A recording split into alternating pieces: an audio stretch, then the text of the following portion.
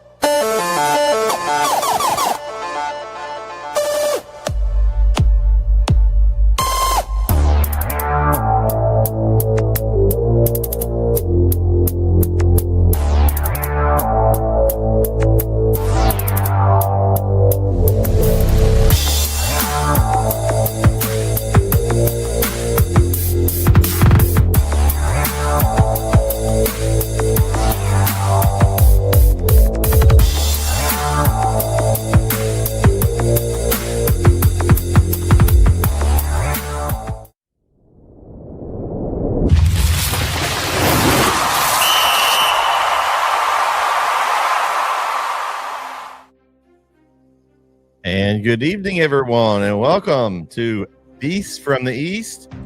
It's week 10, fellas. Here we go. I'm Mr. NETSN Brett Sweeney. Tonight with me, we got Mr. Red ZOT, KO Kyle Owens, and Jeremy Diamond. Welcome, fellas. What's up, dude? How we doing? Man. Hey, listen, the Eagles won on Sunday. The Cowboys got throttled on Sunday. I'm in an excellent mood this week. I don't know about you guys. Are you? I'm not in an excellent mood because the only thing that was good this weekend was the miracle comeback of all comebacks from the Texas Longhorns. I don't know where that came from, but I'll take it. My Bulldogs lost. My Pick'ems weren't great. The Cowboys, I don't know what happened. They just didn't show up. I think the Mile High City just didn't get them. I don't know what happened there. I guess their oxygen was low, some kind of something. I don't know what it was, but just a rough weekend. And the other thing was that Jaron had a good week again. Oh, yeah, but he's not here to celebrate it. He is not. And here we go, guys. He's making this claim that he doesn't even watch the show to see who we pick every week, and then all of a sudden his picks are different than ours. I just don't. I don't buy it. I don't either. I don't think it's legit. I think he's watching our show and then all of them picked that one. I'm gonna go against him and try to get. And I think that's what he's doing. I think that's really what he's doing. I'm about to start doing that same thing. I'm far enough behind now. Yeah. Well, I'm in the my Hurricanes picked up a dub. My Niners got thumped by the Texans. I don't know what happened. Our defense has been decent all year and decided not to show up and give up 400 some yards to what looked like the last couple weeks one of the worst offenses there is. We made them look like Super Bowl champions. And then My pick'ems were okay. I mean, the only thing I got going for me is the top 5 in both polls, 2 weeks running. So we'll see if I can make it 3 for 3. It's going to be a tough one. I don't think you're going to do it this week. Yeah, we'll see what I get. It's going to be different. It's going to be different. Just going through here, I said I was 5 and 5. We had 9 people get 9 out of 10. That's impressive with the amount of upsets and crazy stuff we had going this week. Yeah, nine people. We had Glenn Hart, Jamie Mahia, James Radney, Lewis Ray, Mark Holt, Matthew Wolford, some guy named Ron Owens. I don't know if it's and then Ryan Orlowski, and then Scott Poole. That's a familiar name. He's starting to try to creep up that leaderboard here. We kind of he was quiet early, but he's trying to go back to back on us, guys. But yeah, rough week. He had Coach Hubbard at 8 this week. Let's see, anybody else on the top? No, Brandon Ogden had 8. So Brandon must have heard us talking noise about him, and he stepped it up this week. I don't even, there's like I said, that not even anybody in this group here on the first page. I mean, it was a rough bad week, man. It was. I did beat both of you by a measly 1, but I did get 1 up on you, so I am closing the gap ever so. Let's just say there was me and Kyle. Kyle, we were almost last, man. I'm just gonna throw that. Oh, yeah. Okay. We had one person that had 4, and then we were above them. So you got to send that guy a thank you note. Well, that makes it worse, Brett. Thanks. I didn't know that part. And the you tried sticker. Y'all get a you tried sticker. Here's the deal. Like, I don't know. That's probably the worst week. I'm usually pretty good at this. Usually this is probably the worst week I've had in a couple of years. As far as just, man, it was just rough. I had a 4 and 6 last year, but that's because I was throwing Hail Marys. This was not a Hail Mary week. I legit picked and I sucked. Yeah. Well, there were some crazy shockers, man. Well, just some of those games. We'll start with game 1 here. We had Kearns and Mildred, which a really good contest it was, but it went the wrong way. A point the wrong direction. For my pick, I had Kearns in this one, and Mildred got the win, a big win. That kind of puts them in driver's seat wise. They'll play Carlisle this week that we'll have on NETSN. That game will be kind of like see who's going to be in the driver's seat for second place in that district. But congratulations to them. That's a big win for Mildred. Yeah, this started my downhill fall right here with game 1. I should have known after game 1 it was going to be a rough week, especially when it wasn't even close. And that's how most of my picks were. The team that I picked, not even close. So yeah, well, and it just I don't know what it was, but I just thought that Kearns. I know that they're going to be playing. I think looking at their schedule now, they've got Cayuga next, and so you've got Frankston up at top, and then you've got Mildred and Carlisle kind of playing right now for that second, third. Cayuga and Kearns are playing an elimination game on Friday night. Basically, I mean, you've got them two sitting right there together. Kearns has got 2 and 2. Cayuga sitting there at 1 and 2, but Cayuga's got Frankston left, so they've got to beat Kearns at this point, right? You can't take an L any more L's there. You've got a win over Crossroads, so you've got to beat Kearns, and I think whoever wins that game is probably going to end up getting 4th. Now, if you're Kearns, you could still beat Carlisle the next week and make it a big. Depending on how Carlisle does, it could be a even bigger mess. Yeah. But speaking of the Carlisle Indians, we got to see them Friday night, Jeremy, as Frankston Indians. They played pretty well as Frankston got the win 45-14. Impressive win for Frankston. I was impressed by the amount of weapons they had. They didn't have just 1 or 2 guys. Like, they were spreading the ball all over the field. You had a couple of brothers, Donnell, that were impressive. The quarterback, Bazell, was throwing the ball around the yard. McCoy had a good night. I mean, you had guys just all over the place that were playing well. Jeremy, what do you think about this? I had Franks. This is one of my correct picks. What did you think about them from seeing them in person? Yeah, Yeah, I mean, I had Frankston as well in this one, and man, they were very good. I think the thing that I was most impressed by was their defense. I mean, I'm not even sure if Ibarra had more than about a second and a half on every throw that he had to get rid of the ball before somebody was coming. And runs were sporadic at times. They had a couple of good drives that probably skewed the run stats a little bit, but I don't even think they gave up 200 yards in that whole game. Their defense was just there, and if they gave up yards, they bowed up at the right time. And I mean, and then by the time Carlisle scored a couple, they scored that one late. It was really out of hand at that point, and so I was just impressed defensively. And then again, like you said, they've got more than one guy that can do something with it. And so Bazell, I think, had 5 touchdowns on the night passing, and so they were just kind of multifaceted, I guess. And Davis Holiday is another one that I'll mention that had a great night as well on offense and defense. Yeah, what'd you think about this? You've seen Frankston this year. I mean, they got a chance to make a nice little run.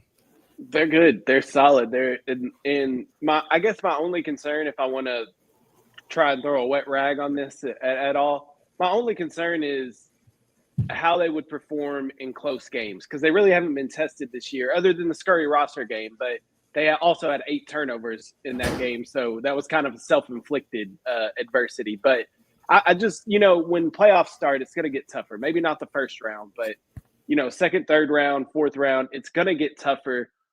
And they haven't faced a ton of adversity this season, so that's my only question mark about it. They're no doubt a great football team. They no doubt have the talent to make the run.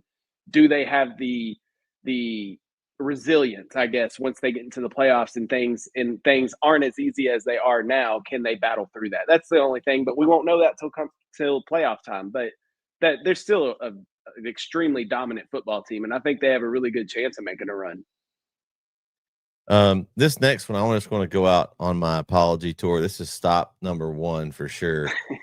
I apologize. The Winsboro Raiders, man. I apologize. I underestimated you, and you showed me. They decided to get angry. 55-22. What even close? The Red Raiders with a huge win. KO. I know we both had Mount Vernon here. You switched there at the last minute. Worst decision of the weekend, right there. Yeah. I don't know. Like I don't know. This one was over at halftime. I think it was like 40-something to 13 at halftime or something like that. Like, it was already a blowout. And yeah, underestimated Winsboro for sure. I think they came out angry. If they can play like that every week, Winsboro is a very good football team. It's just that loss to Commerce kind of threw all of us for a loop there.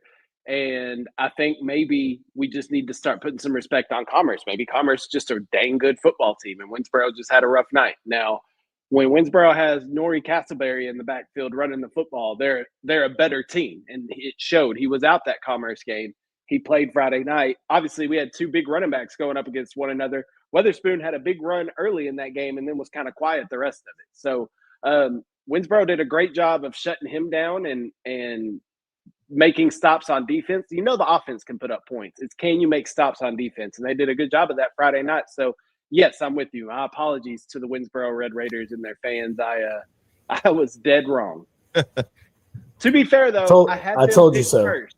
Yeah, I had them picked first, and then I switched. So I think that's worse. I don't think that's I think you're right. Like, delete that. Delete that. Your faith just went down further. I don't know if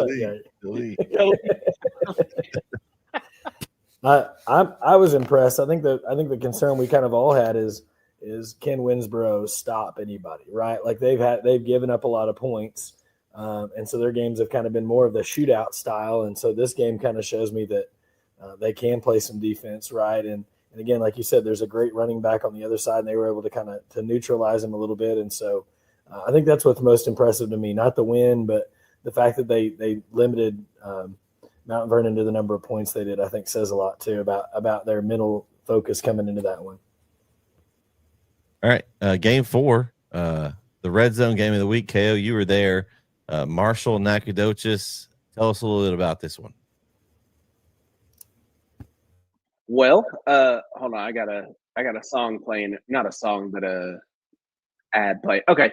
It was a fun game. It was a good game. I think first off, Marshall, if you've never been there, fantastic facility. Like the facilities are awesome. They got a light show that happens when they score.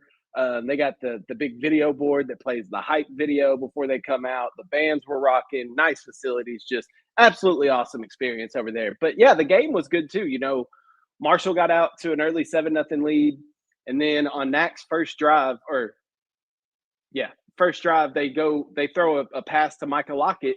Lockett catches the slant. He's running, and then number 12, Devon Tucker for Marshall, strips it from him, takes it the other way for a touchdown. So quickly, it's 14-0, and you're like, this could get ugly. But NAC, to their credit, kept battling. They had a 20-play drive that went all the way down to the Marshall 15-yard line before it was a turnover on downs. Then on the next drive, then they forced a punt. Then on the next drive, they had a 10-play drive that went all the way down to the Marshall 15-yard line before Jalen Garrett fumbled on 4th down. So they battled in this game. And then with 19 seconds left in the first half, they finally found the end zone and made it 14-7. So at halftime, it's 14-7 Marshall. We got ourselves a ball game. Nat comes out in the second half, goes right down, scores 14-14. Okay, now we're cooking. Marshall then scores again. Then Marshall scores again. Then Marshall scores again. And it was just, then Marshall pulled away with it. Alton Henderson for the Mavericks, their quarterback, he had a really good game. That's what I was bringing up right here. He had 216 yards of total offense, 150 rushing, 66 passing. He finished with 2 rushing touchdowns and 1 passing touchdown. Ashton Sparks had a rushing touchdown for Marshall. And then, like I said, Devon Tucker returned to fumble. Then Justin Murray had a pick 6. They forced 4 turnovers. The Marshall defense did 4 turnovers, capitalized on those. The other thing was NAC had a lot of penalties. There was one, first time I've ever seen this. I've covered a lot of football games. First time I've ever seen this. On the PAT, NAC got hit with 2 personal foul penalties. So 30 yards worth of penalties. Marshall kicked off from Nacogdoches' 30-yard line. That online, where the kickoff was like way over, and they just really an onside kick. They did an onside kick and got it back, and that added to another score. So just some penalty issues with NAC that I think hurt them. But Marshall's a really good football team, man. They're solid, and you see why they've been able to compete with the Texas Highs and teams like that, because they have size, they're physical, they play good defense. Offensively, it's no surprise. They're gonna pound you right in the mouth. They're not. It's no tricks. It's not cute. It's just we're coming right at you, and can you stop it? And can you do it for 4 quarters? NAC was able to hold up for a half, but in the second half got worn down. So really fun football game.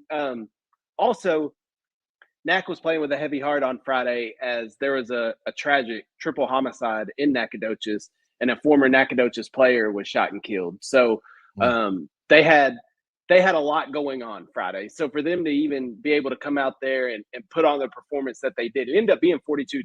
Like, they made it interesting at the end, but just thoughts and prayers out to the NAC community and to the team. But Marshall, man, they have a squad. They have a squad. 5A D2 is a tough area, especially this region of Region 2. So I don't know if they can make it out of the region, but they're going to be a hard out for anybody. They're a good football team. Jeremy, what did you think about this one? Yeah, man, I think the thing we talked about was, with the youth at quarterback for NAC, would that be an issue, right, when it came to a big game like this, and I think that was our concern going in was, knowing that NAC's been a really good team, but again, they're young, right, and when you're young at the quarterback position, sometimes in those big games, it can cost you a little bit, right, a pick 6, and again, the unimaginable tragedy before the game. I mean, it feels like a lot. And so I think it goes to show that, Marshall's a good program. They've got a good team, and Nat can still do some things like it's any given night, right? You take away a couple of those turnovers. What does that game look like, right? You throw a couple of those penalties out the window. And so I think for them, they can look back and go, we didn't help ourselves here, and we still had, a chance. We were there early and then we hurt ourselves in the end. And so I think, coach, if I'm coach, I'm probably talking about we got to play a complete game, right? We got to play the second half the same way we played the first half, and then we've got a shot at winning it. Well, and I'm just looking at my picks here, guys, and I literally went every other pick. Like, I looked down this page and I had loser, winner, and then obviously the odds are my loser. And this is game 5, and my Bulldogs did not perform well and lost to Pine Tree, and set themselves up for an elimination game next week on Halloween night, hosting Henderson. So that'll be interesting. But man, shout out to Pine Tree, man. They put themselves in a really good spot now. I don't know if they've locked themselves in, but I mean it's pretty close, as close as you can get. They've got a couple of tough games to close, man, that's a big win for Pine Tree. A pretty big upset as far as the pick'ems go. We had 10 folks that had Pine Tree get the win in this one. So I think we all had Chapel Hill here. KO, how shocked were you to see that? I mean, I was shocked. I mean, I know Pine Tree's a good team, and they've been playing a lot better ball here recently. You know, early in the year, it was not that they were bad, but it was just kind of an inconsistent play from them. It seems that they found their identity and that they know what type of ball they want to play, and they're executing it. And Coach Bachman has them executing at a high level. But yeah, when I saw the score and saw the score at half, saw how close it was, and then how Pine Tree ended up winning, I was shocked. I was like, man, you don't expect. We haven't seen it in the past few years where Chapel Hill has been in this position with their backs against the wall on whether or not they make the playoffs. Like, it's always assumed, especially these past 4 or 5 years, Chapel Hill, you can pencil them into the playoffs. You don't know what seed, but you can pencil them in. Brett, if they lose Friday night to Henderson, they're out.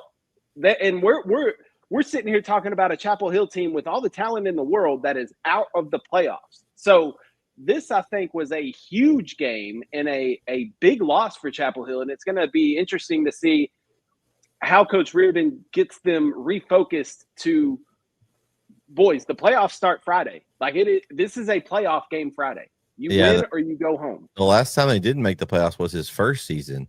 I think they went like 2-8.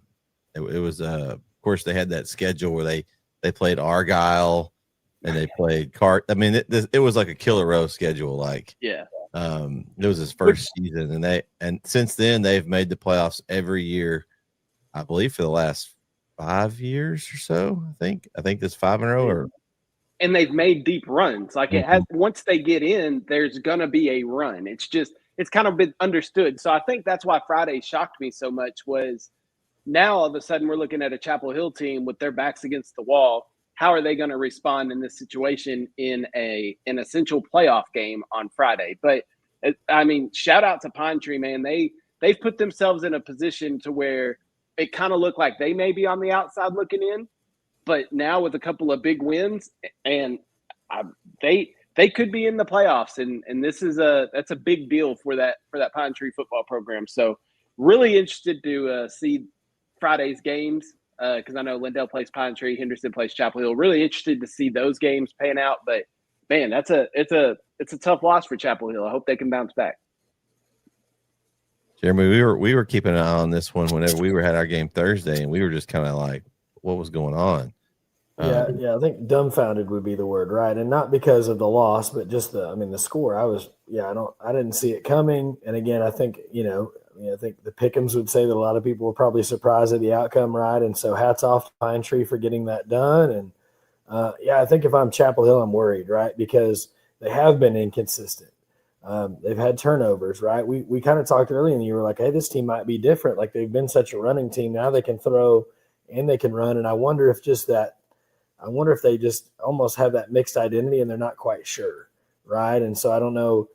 It just feels like sometimes things are forced a little bit with them, where before it might have been, I don't know. It just seems like there's a lack of comfort maybe in there is maybe the right word with everything around. And you've got talent and you've got guys that can go. And so that's kind of confusing a little bit, right? But it almost seems that way a little bit. I think they have to get back to, this is who we are. This is what we do.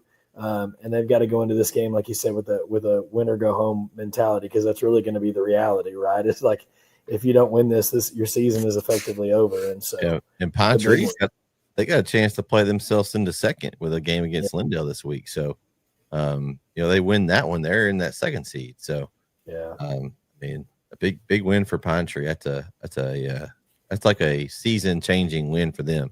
They lose that one, then, is it up in the air? They may or may not. But now I think they've pretty much submitted themselves. I mean, they finished with Palestine the last week, so you would think that would be a win for them. And so be interesting to see how the seeding turns out. I think all we know, guys, is that Kilgore is the best team in this district. I think we know. I think we figured that's the easy part to figure out in this district. Kilgore #1. Outside of that, your guess is as good as mine. There's another district, guys, that maybe we've kind of figured out. Who's going to be who, and that's that district in 2A. A team we thought that was maybe outside looking in, they are inside looking out and saying, all right, who's going to be joining us in the playoffs? St. Augustine with the win over Shelbyville, 21-6. We had that game on NETSN, and they are now sitting nicely atop the standings at 3-0, with everybody else just fighting out for who's going to end up making it. Man, well, how about Coach Barnes and the St. Augustine Wolves, man? They are just rolling right along. They've got Hemphill and Timpson to finish. We talked about, can anybody finish undefeated in this district? And they've got a shot at it.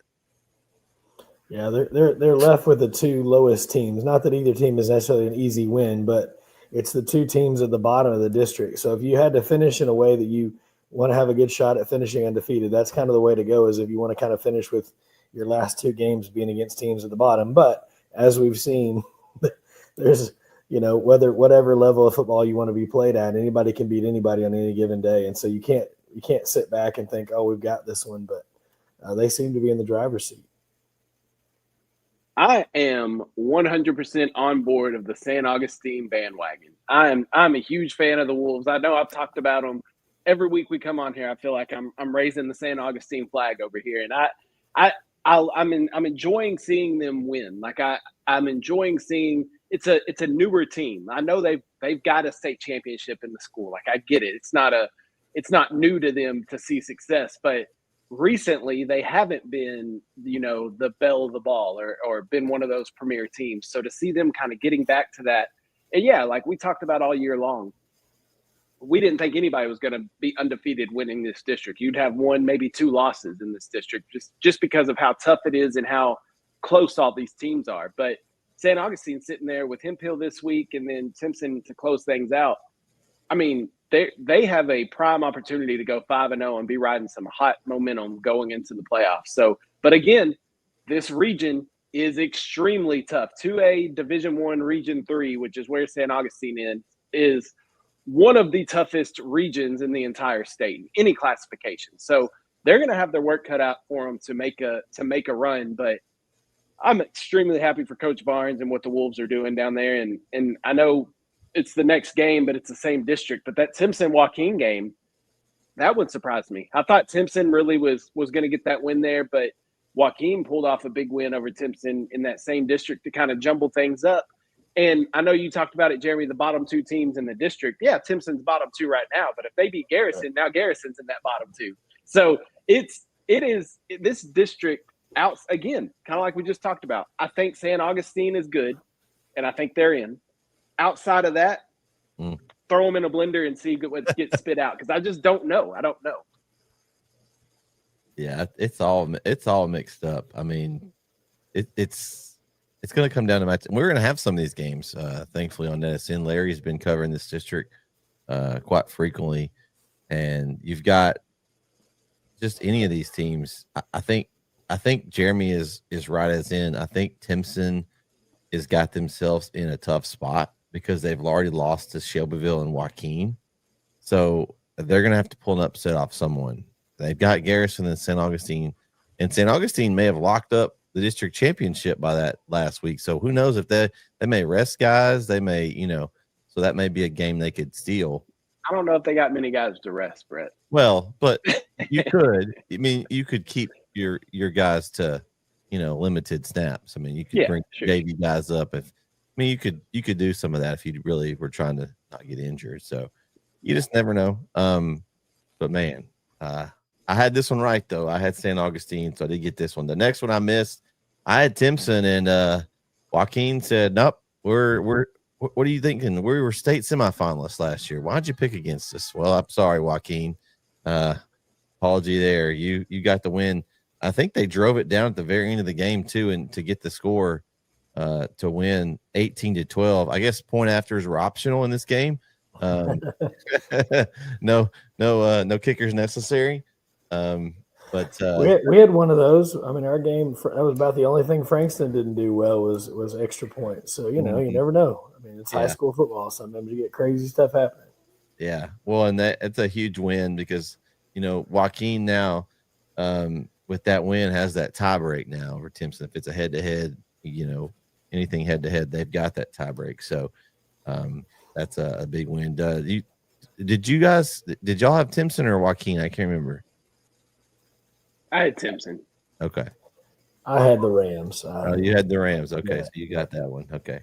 Yeah, I should have been 7 and something, and I picked wrong on this next pick after this. We're going to talk about in a minute, but I did get Joaquin, and yeah, game 8. Jeremy, tell us about your Lone Oak Buffaloes. But much like most of western part of the plains, the Buffaloes went down, and the Indians came out ahead.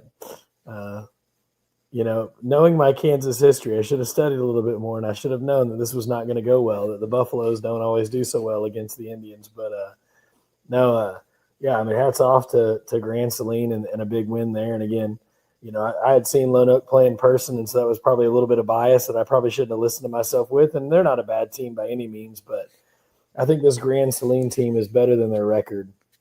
Because walking in, you had Lone Oak with 1 loss, and again, Grand Saline only had 2.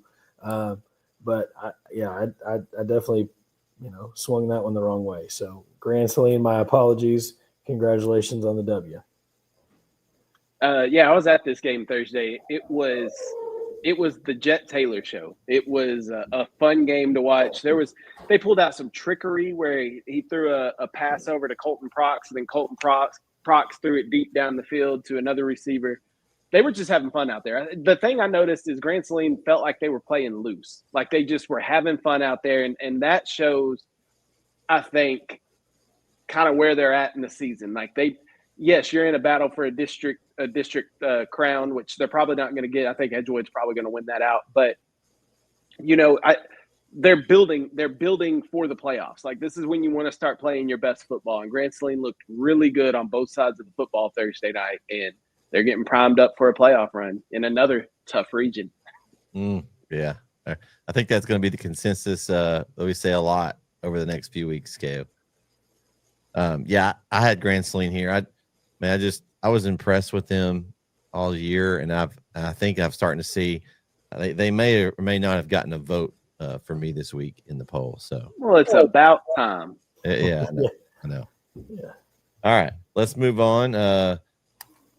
Another actually this was another win. So this was not every other, because I had this one as well. I got a game we had on NETSN. There's a huge viewership, so shout out to everybody. These next 2 actually, West Rusk went to Troop, and they hung with the Troop Tigers there for a while. It was back and forth, and the score was a 2-score game, but it was kind of a skewed because West Rusk went for an onside kick, which was returned for a touchdown there at the end, so it kind of gave them a little bit of a cushion. But a great effort by West Rusk, and the defense of West Rusk is tough, and they kind of gave Troop some issues early. West Rusk at one time had the lead. I kind of got to watch some of this game, at least the second half, as we were packing up and heading home because we got finished a little earlier. But shout out to the Troop Tigers, man. Looks like they've wrapped up district championship already, and they are 9-0, and they have 1 game left. And so shout out to them. And then, West Rusk now is at game November 7th in ARP will be for second place. And so y'all know how important the seedings are because, again, they're in the same district or the same region as we just talked about with Grand Saline and Edgewood and those guys. So, I mean, it's going to be tough. And so seeding is very important, especially at that first round game. You don't want to end up playing. I think is that district matchup against Woodville and Newton in round 2? I can't remember. I know they do. Yeah, I think Troop or Arp I think Art played Woodville in the second round last year. Yeah. And so you want to get yourself in the right spot to not have to play a tougher competition. And as we're talking about the playoffs here, there has been an update in the app. So if you haven't gotten the app, go check it out. The playoff bracket is not live because there's no playoff teams in it, but we have got it out there and it is ready to go. We'll have the entire UIL playoff bracket all from 6A to 2A, and also your TAPS bracket there as well once the playoffs start. So you'll have access to all the games, and you'll be able to kind of see where your team and who they might play coming up. And so I'm excited about that new feature in the app.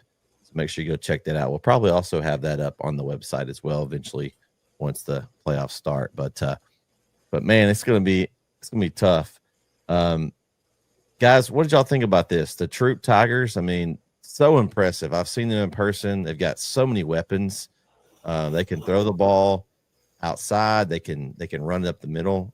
They just really can do anything that they need to do to win a game. They can go either direction.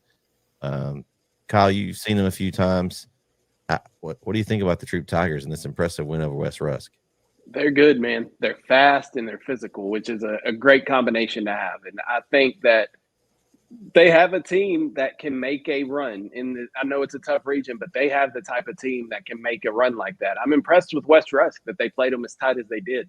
Troop's been putting it on some people this year. So for West Rusk to be in that game and to have a chance there, I think that speaks highly on Coach Mata and what he's doing over at West Rusk. But yeah, Troop is phenomenal. And you said it had a lot of great viewership. Not bad for a broadcast that almost didn't happen. So good job of everybody showing up and showing out for that one and giving the people what they want on a Friday night. It looked pretty packed on the stands as well from what I saw too. So a lot of people there. I'm sure there was a lot of folks that maybe were had somewhere else to be or in their state or maybe just didn't want to get out and then were afraid it was going to rain. So it was a fun night of football. I'm glad that East Texas fans got to enjoy it. Yeah, I'm impressed with Troop though. I'm on the Troop bandwagon, kind of like I'm on the St. Augustine bandwagon. You could put me on the Troop bandwagon. I'm a big fan of them. They're a good football team. Jeremy, we saw Troop last week, or I guess 2 weeks ago, technically. So. Yeah. They're phenomenal, and I think the big thing here was again they won the game. That's huge, but I think that the fact that they could win a tight game, right, and come to a tight game before the playoffs, I think is going to benefit them in a few weeks, right? When it is going to be harder to win games, right? When it is going to be where a key play matters here or there. I think for them to kind of show their mettle and hang in there and get a win again against a team that we've seen a couple times. I mean, that West Rusk team is no slouch. They play great defense. We saw them, against the Gladewater Bears, and it was a 15-14 game, right? Like they're going to make you work for every inch of that field, whether you're going sideways, north, south, whatever you do, you're going to have to fight for every inch. And so then it was 14-10. So it's 14-10, the Tatum one too. So yeah, they're just that kind of football team. They've got a really good defense. Mr. Cleaver likes to cause a lot of disruptions on that D line. All right, and then the basketball game of the week, I think, Love Lady Mount Enterprise, and man, this is the last stop on this week's apology tour. But I apologize, Mount Enterprise, man. I was afraid you couldn't stop anybody, and you really didn't, but you just outscored them. I mean, 82 to 60. I mean, goodness gracious alive. And again, we had tons of viewership on this stream. Thanks everyone for tuning in. It's still up. So if you missed the shootout, you can go back and watch it as many times as you want. Jaron and Chris were there, and Jaron can't complain the rest of the season about not having a good game. He's like, oh, I have blow. Even this one was a little bit, but it was a back and forth battle. And so a shout out to Mount Enterprise and Jeremy. We'll get the pleasure of getting to see them this week. I'm excited. You've already seen Kagan Ash. I haven't got to see him in person this year yet. I'm excited to call that one on Thursday night. But Jeremy, what do you think about this? We were watching it together, kind of. Yeah, that was a wild game. So I went back and I thought, man, I might track some Kagan Ash stats, and my pencil caught on fire because using it so much, it was just burning itself out. He is unbelievable. And again, Lovelady puts up 60 points, right? I mean, it's how many games really, if you go back into history, where a team puts up 60 and loses by 22. And it's there's not probably less than a 6-man. Yeah, and it's not 6-man, right? It's not. Yeah, I mean, I guarantee it's less than the number of fingers on one hand. I bet there's not been 5 teams that have scored 60 and lost by 22. That's just, it's a crazy thing. I mean, I think if you told Lovelady they were going to score 60, I think every person on that sideline would have said, "We got this game," right? And so, I mean, just a testament to that whole team. And again, it's not just Kagan Ash. Like, he gets the nod, but Alsop can go. I mean, they've got guys that can go. And again, their defense played well enough to get a few key stops and allowed them to get the big W. So hats off to that whole team at Mount Enterprise. I'm impressed. I've seen them once, and again we saw. And I think too, like going back and looking at it, like that Carlisle team only held him to. They held him to 32 points. Like, you look at what he's been doing, and you're like, that's an impressive display by Carlisle. Looking back, even more so as you see these guys rack up the points they rack up every week. Yeah. I agree. First off, apologies to Mount Enterprise because I did pick Lovelady. I said Lovelady's got a better defense. They'll make the stops when they need to. 82 points. They made no stops. So I was wrong. I was wrong on that one. And I think, I've talked to some people about this over the weekend. Mount Enterprise reminds me of Timpson a couple of years ago when Timpson had Terry Bussey. And he was just the best player on the field every game. Like, it didn't matter who they were playing. You knew Timpson had the best athlete in Terry Bussey. And they rode Terry Bussey to a 16-0 season, state championship. This feels a lot like that 2023 Timpson team. Now, Timpson's 2023 team had a better defense. I'll say that. They weren't in shootouts every week. But it's almost like Mount Enterprise has the mindset of, it doesn't matter if you score because we're going to score again. Like, you better score every time because we're going to score every time. Exactly. And that puts a ton of pressure on the opposing offense. When you are going up against a team that can score at will, that they're going to score every time they get the ball, that puts a ton of pressure on you as an offense. Say, okay, we have to score. We got to do something. Or you got to do something in special teams. Like, you got to find another way to win the game. Another thing too, Kale, what I was impressed with, the fact that they can just score going for 2 so high a percentage. And it forces you to have to go for 2 also to try to keep up with them. And Lovelady, that cost them early. They went for 2 a couple times and didn't get it. And so it puts you behind the 8 ball. So then you lose, you get behind that way too, because if you're getting 8, 8, 8 and they're getting only 6, it starts adding up real quick when you're scoring that many points. And so I that's what I think is impressive too. It's just they're hard to stop on that 2-point conversion. And it wasn't just Ash. They're just you get 3 or 4 guys focused on Ash and you leave somebody open. So there was 82 Ash points. And the 2-point conversion is like the which I hate saying this because it's going to give Kyle some joy, but it's the equivalent of the tush push on the 4th and 1. Like, it's just a guarantee. Like, we looked at it. There was a couple times they had a 4th and 3 or a 4th and 2, and next thing you know, Ash is 6 yards down the field, and you're like, what? And they had all 11 guys in the box, and he still squeezes through and gets 5 yards, And so I think that's the crazy thing too and the problem with stacking the box like that is, if you don't get him on the first hit, like if you bring everybody up, because if he gets past the linebacker, it's game over. He did that at least once or twice that game, because when we were watching, it was like, I know it was one play that was like 4th and 2, 4th and 3. He runs up the middle and he gets past the whole big pile, and he's like he shot out of a rocket. He's gone. And so, that's the part about it. It goes against everything in me, but you're going to have to get a stop eventually, right? Like, you can't outscore everyone, can you? Like, in these shootouts, but Mount Enterprise has made it work all season long. So, they're so far they've said bet. Yeah, bet. Watch this. But no, it does give me the same vibes of Timpson a couple of years ago, and I think it's awesome to see what Kagan Ash is doing. And you're right, Jeremy. It's not just Kagan. Aiden Alsop is a heck of a running back as well. Like, they probably wouldn't be undefeated like this, but I think Mount Enterprise still has a really good season if Kagan's not on the team. Like, I think there is a good team around Kagan, which makes him that much better. So, yeah, I'm impressed with Mount Enterprise. I think they have a really good chance of making a run. All right. Well, there's our pick'em games, and we go down through these games that weren't in the pick'em. Of course, half the games moved to Thursday, maybe over half. So we had a kind of an unbalanced schedule. Anything stick out? I mean, you got people pretty much just taking care of business. Carthage took care of business. Mount Pleasant took care of business. Kilgore took care of business. Athens took care of business. So did Lindale. Malakoff with a big win. The Center Brownsburg game, at first it was close there for a little while on Thursday night. Center kind of let Brownsburg hang around, but they were end up able to blow that game open 58-22. Elysian Field still undefeated. They beat Ore City 38-7. Pittsburgh gets a big win over Van 24-21. That was a big game Thursday night. So that makes that whole scenario. They kicked a field goal with 2 seconds left. Pittsburgh did.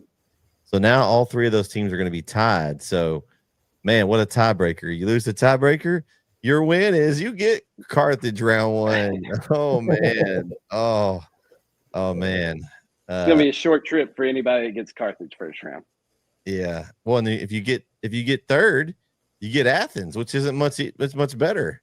Right.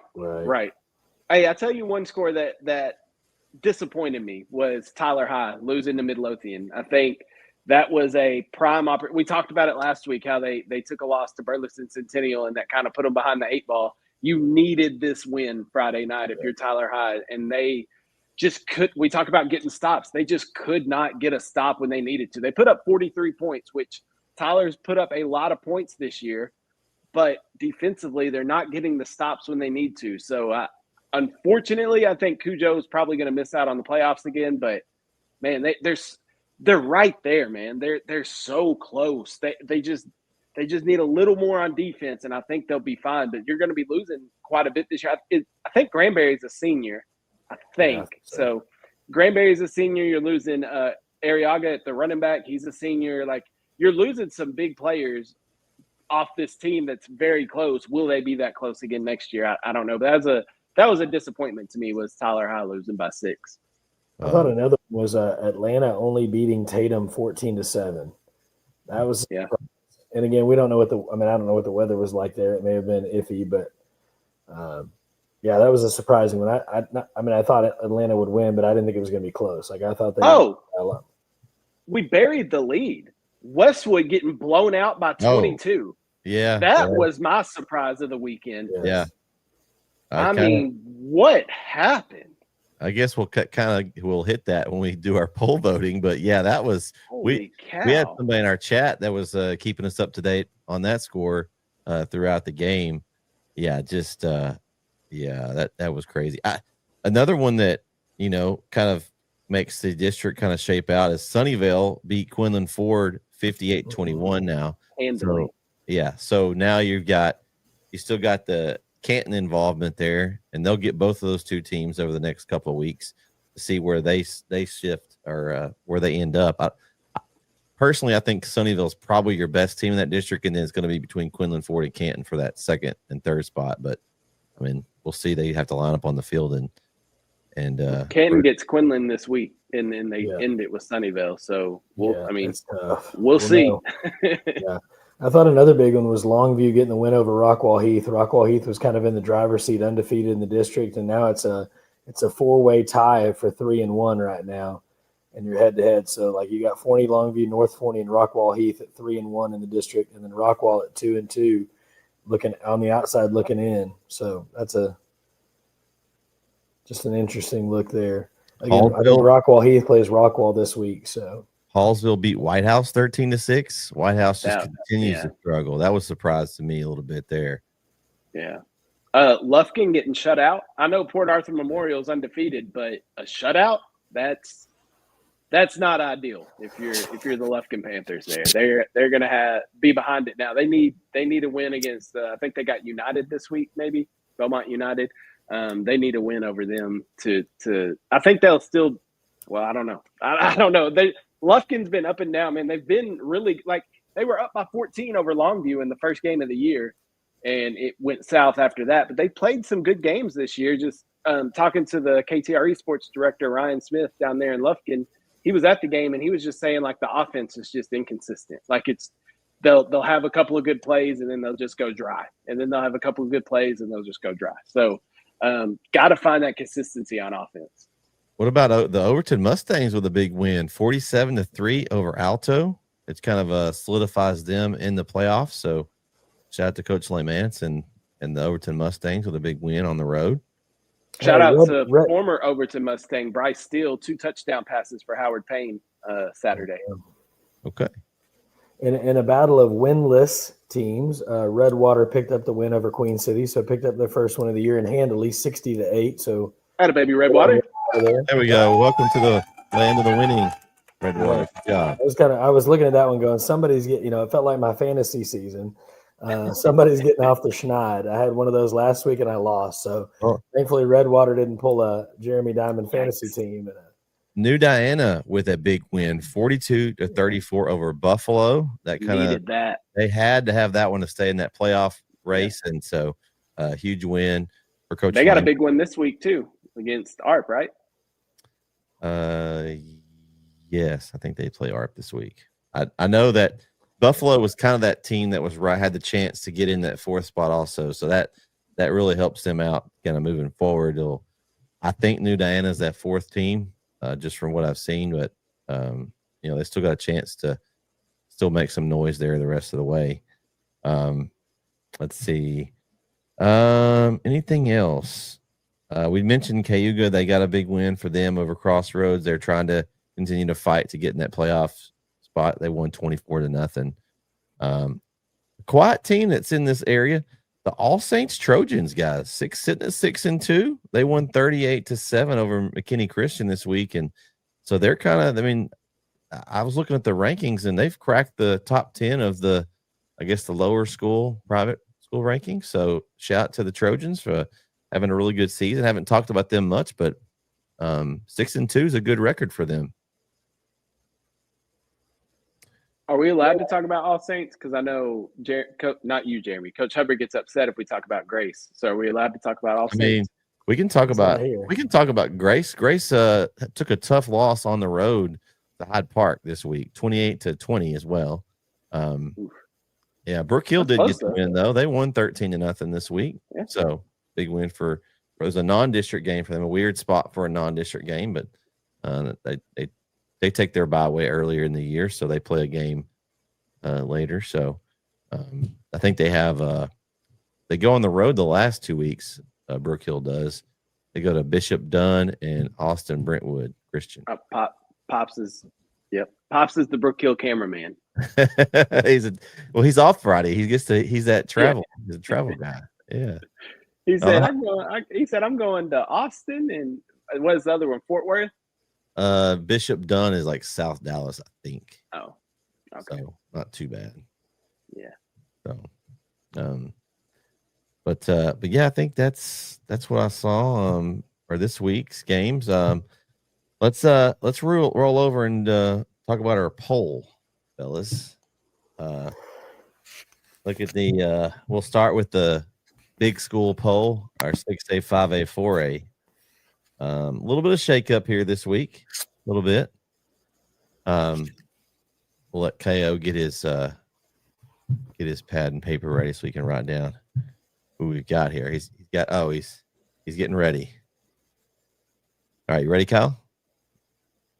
I'm ready. Let's do it. All right, here we go. We're going to start at the bottom. We got a tie at the bottom, so we got a tie for 14th. Van and Chapel Hill tied at 14. Pine Tree at 13. Pittsburgh at 12. Lufkin at 11. Pretty close to what I had. I had Van 15, Pittsburgh 14, Chapel Hill 13, Pine Tree 12, and Lufkin at 11. So I had all the teams in that grouping, just not quite the same order. KO, what'd you have there? I had Van at 15 and Chapel Hill at 14, so I was good there. I have Pittsburgh at 13. I dropped Lufkin all the way down to 12th. I had them at 5th So I dropped them all the way down to 12th. And then I moved Pine Tree up to 11th. So I kind of like you. I had the same teams, just not in the same order. Let's see if Mr. Bullseye has them in the right order here. I'm sure he I dropped don't. it. I don't. Oh, no. Oh, no. Only the top do I get right. The bottom's okay. murky. Okay. No, I bumped Van out of my poll. I had him toward the bottom. They were one of my last couple teams in the poll. So by the loss, I bumped them out. So sitting at 15 for me is Knack. Pittsburgh bounced back into 14 for me. Chapel Hill fell to 13. Henderson was idle and moved up to 12. I have Lufkin at 11. I have a question. Yeah. I have a question. Go ahead. Where was Knack? Before that, they were, I think they were 12 before that. So they dropped to 15. Where was Van before that? 13. Okay. So Van drops out, but Knack doesn't. And both of them lost? Right. Because I dropped 3.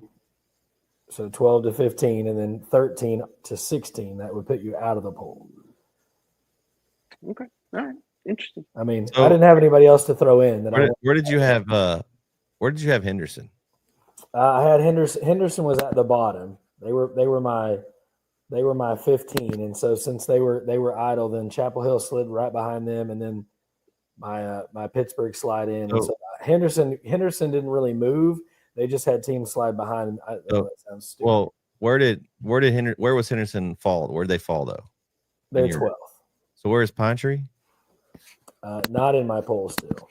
Whoa! So Pine Tree beat Henderson by 30, and Henderson's in Pine Tree. But again, before that, Henderson was much higher up in my poll, so they dropped, right? And they were sitting at the bottom, and then they moved up just by virtue of some others. But Pine Tree beat Henderson and Chapel Hill back to back. True. And again, Chapel Hill was up there in the top. They were up in my top. They were 6th at the time when they lost, and so they've done a slide. So I've been consistent in my amount of slide. They've slid 3 spots. It's just they haven't fallen out yet. And again, Pine Tree was close. It was a team I could have put in there. I don't know. I want to see one more week. Again, you beat Chapel Hill and you're in, because Chapel Hill will be out. And then, if Pine Tree loses, then I'm justified because they should have been in the poll. And if they win, then I'll bump Chapel Hill out and put Pine Tree in. I'm okay still. So Henderson's my weird one. I admit it. If Pine Tree beats Lindale, they'll probably slide down a couple spots. Well, I mean, Lindale will fall. You got to see how everything else plays out. I guess. All right. No, I mean, really and truly, I had Henderson higher, and so when they lost, I gotta pick on Jeremy because he keeps getting all these perfect top 5. So I gotta nitpick on the bottom here. At least my bottom's been murky, but my top's been clean. We'll see if I stick with it. All right. At 10, we got Marshall, 9 Canton, 8 Athens, 7 Longview, and 6 Sulphur Springs. Let's see. I had Canton at 10, Marshall at 9, Longview 8, Athens 7, Sulphur Springs 6. So again, I think I had 2 flip, but I had all the right teams in that grouping. All right, Jeremy, who you got there in this group? All right, give me the 9 and 8. I missed those 2. I had a cutout there. Okay, so Marshall at 10. I had Canton at 9, Athens 8. Okay. Then Longview, Sulphur. No, that's my bad. My headphone decided. So I have Marshall at 10. I have Canton at 9. I have Sulphur at 8, Athens at 7, and Longview at 6. So I had those. I had the bottom. I had 10 and 9 right, and then I had a flip with the next 3. So I had all 5 in the space, just not perfectly lined up. Okay, KO.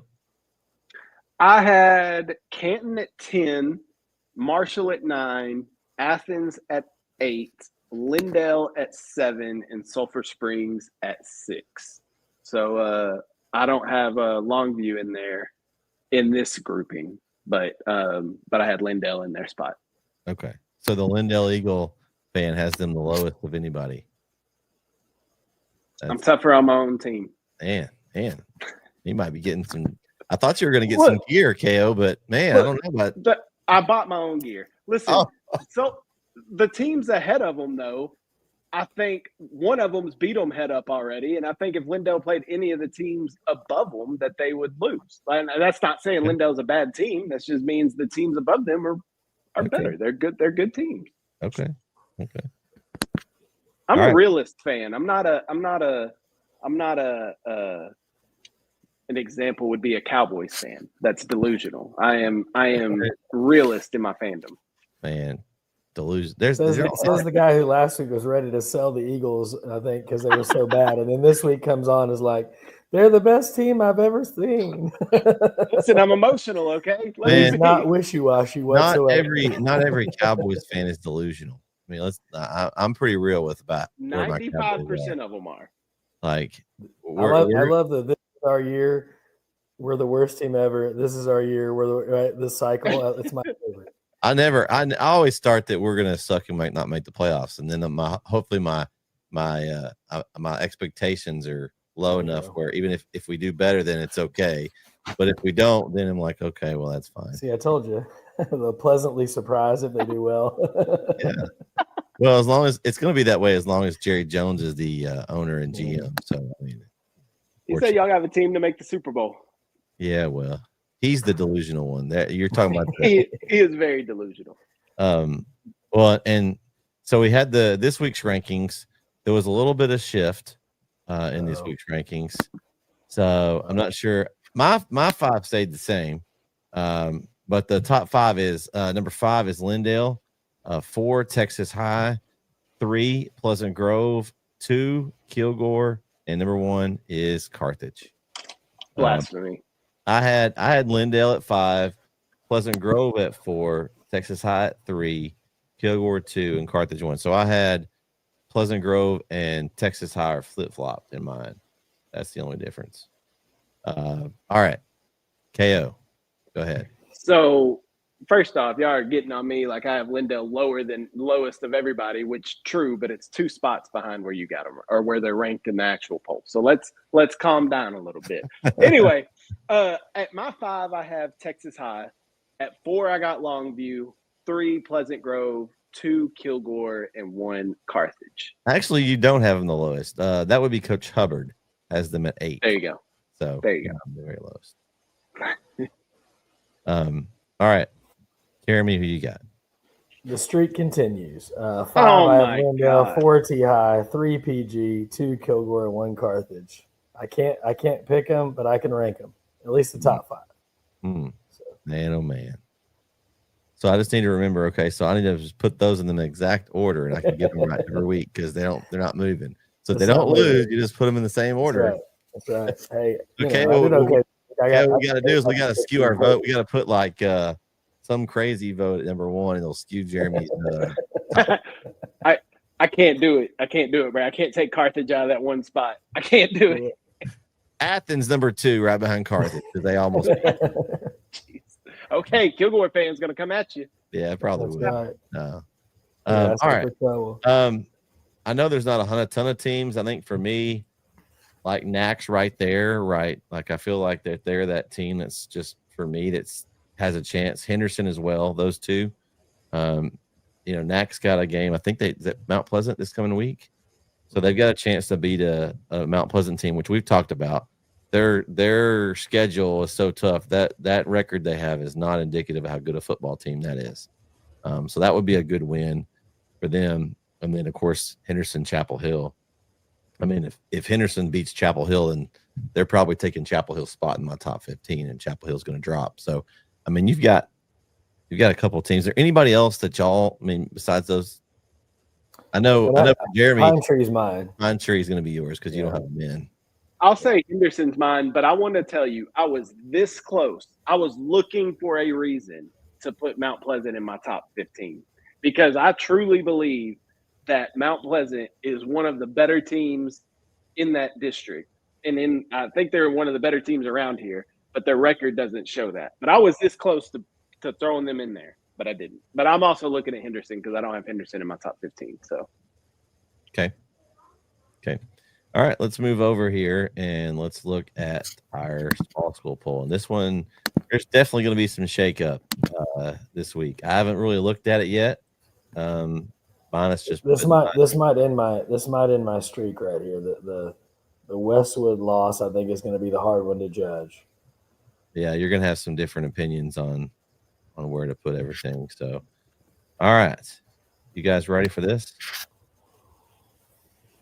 All right, here we go. We're going to start at the bottom, 15. Let's see. At 15, we've got the Grand Saline Indians. 14, Jefferson. 13, Edgewood. 12, Dangerfield. Oh, excuse me. That's mine. Sorry. I did it again. When I reloaded my page, it kicked me. Scratch that. Okay. 15, Jefferson.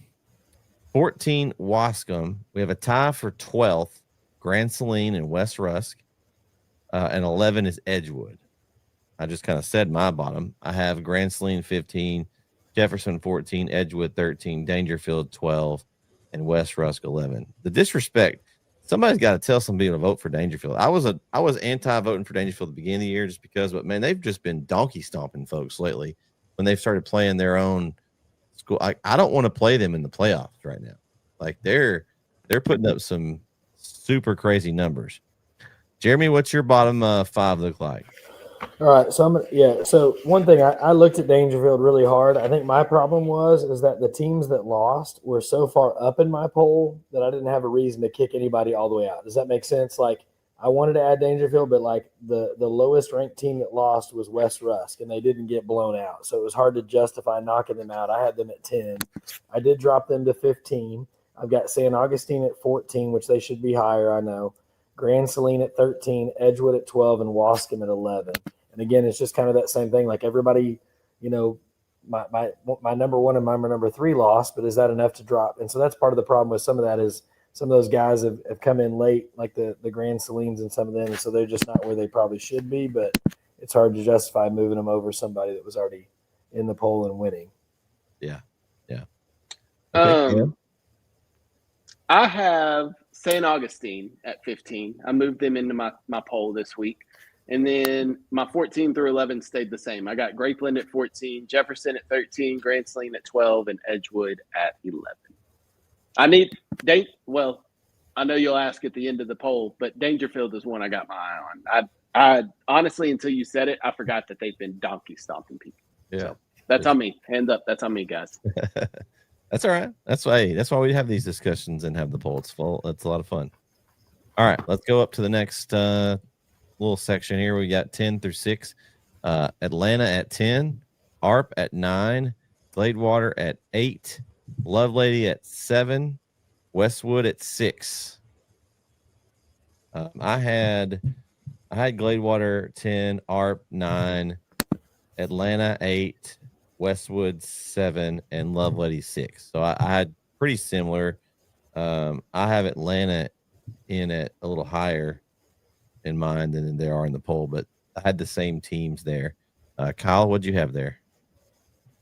So this was my big drop. It was depending on where would Westwood fall after a 22-point loss to a Teague team that was below 500. Mm-hmm. I dropped them to 10. They were my number 1 team. I dropped them 9 spots to 10. So I got Westwood at 10. I have Wascom at 9, ARP at 8, Elysian Fields at 7, and then I dropped Lovelady to 6th. They were my 3rd team, so I dropped them 3 spots after their loss to Mount Enterprise. So, yeah, there's my 10 through 6. All right. Jeremy?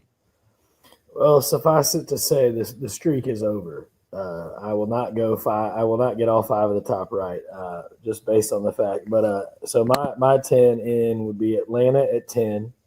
I have Gladewater at 9, Elysian Fields at 8, ARP at 7, and I have Lovelady at 6. Ooh, so you must have not dropped Westwood as much. Real close. They barely made it out of the top. I mean, they were. Well, I'll get there in a minute, but okay. They were real close. Okay. All right. Top 5. Number 5, Elysian Fields. 4, Mount Enterprise. 3, Winsboro. 2, Frankston.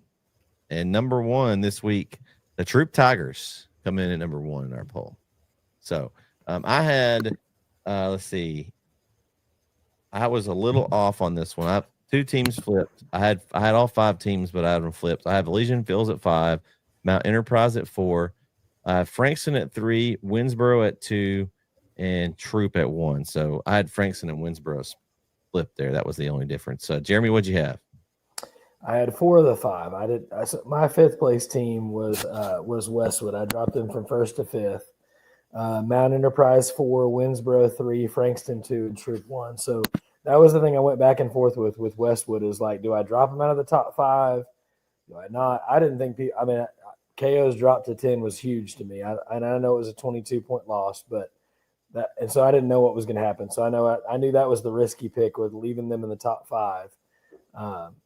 But anyway, my 6th place team was Love Lady, and so I didn't really want to put Westwood behind Love Lady if they both lost, and Love Lady lost by 22 also. My argument is Mount Enterprise is a really team. good football team, and they lost to a really good football team versus Westwood lost to a team that's just average, and they've got their hands full this week because they got Fairfield coming in undefeated. I think that's kind of what I did in this.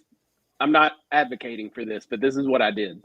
I think I looked at how bad Westwood played against Teague and saw that Fairfield, who's undefeated, was coming to town next week, and I just got ahead of it. I just got ahead of it because there's so many good teams in this 3A, 2A, and TAPS level that if Westwood loses to Fairfield next week, they're probably going to drop out of my top 10.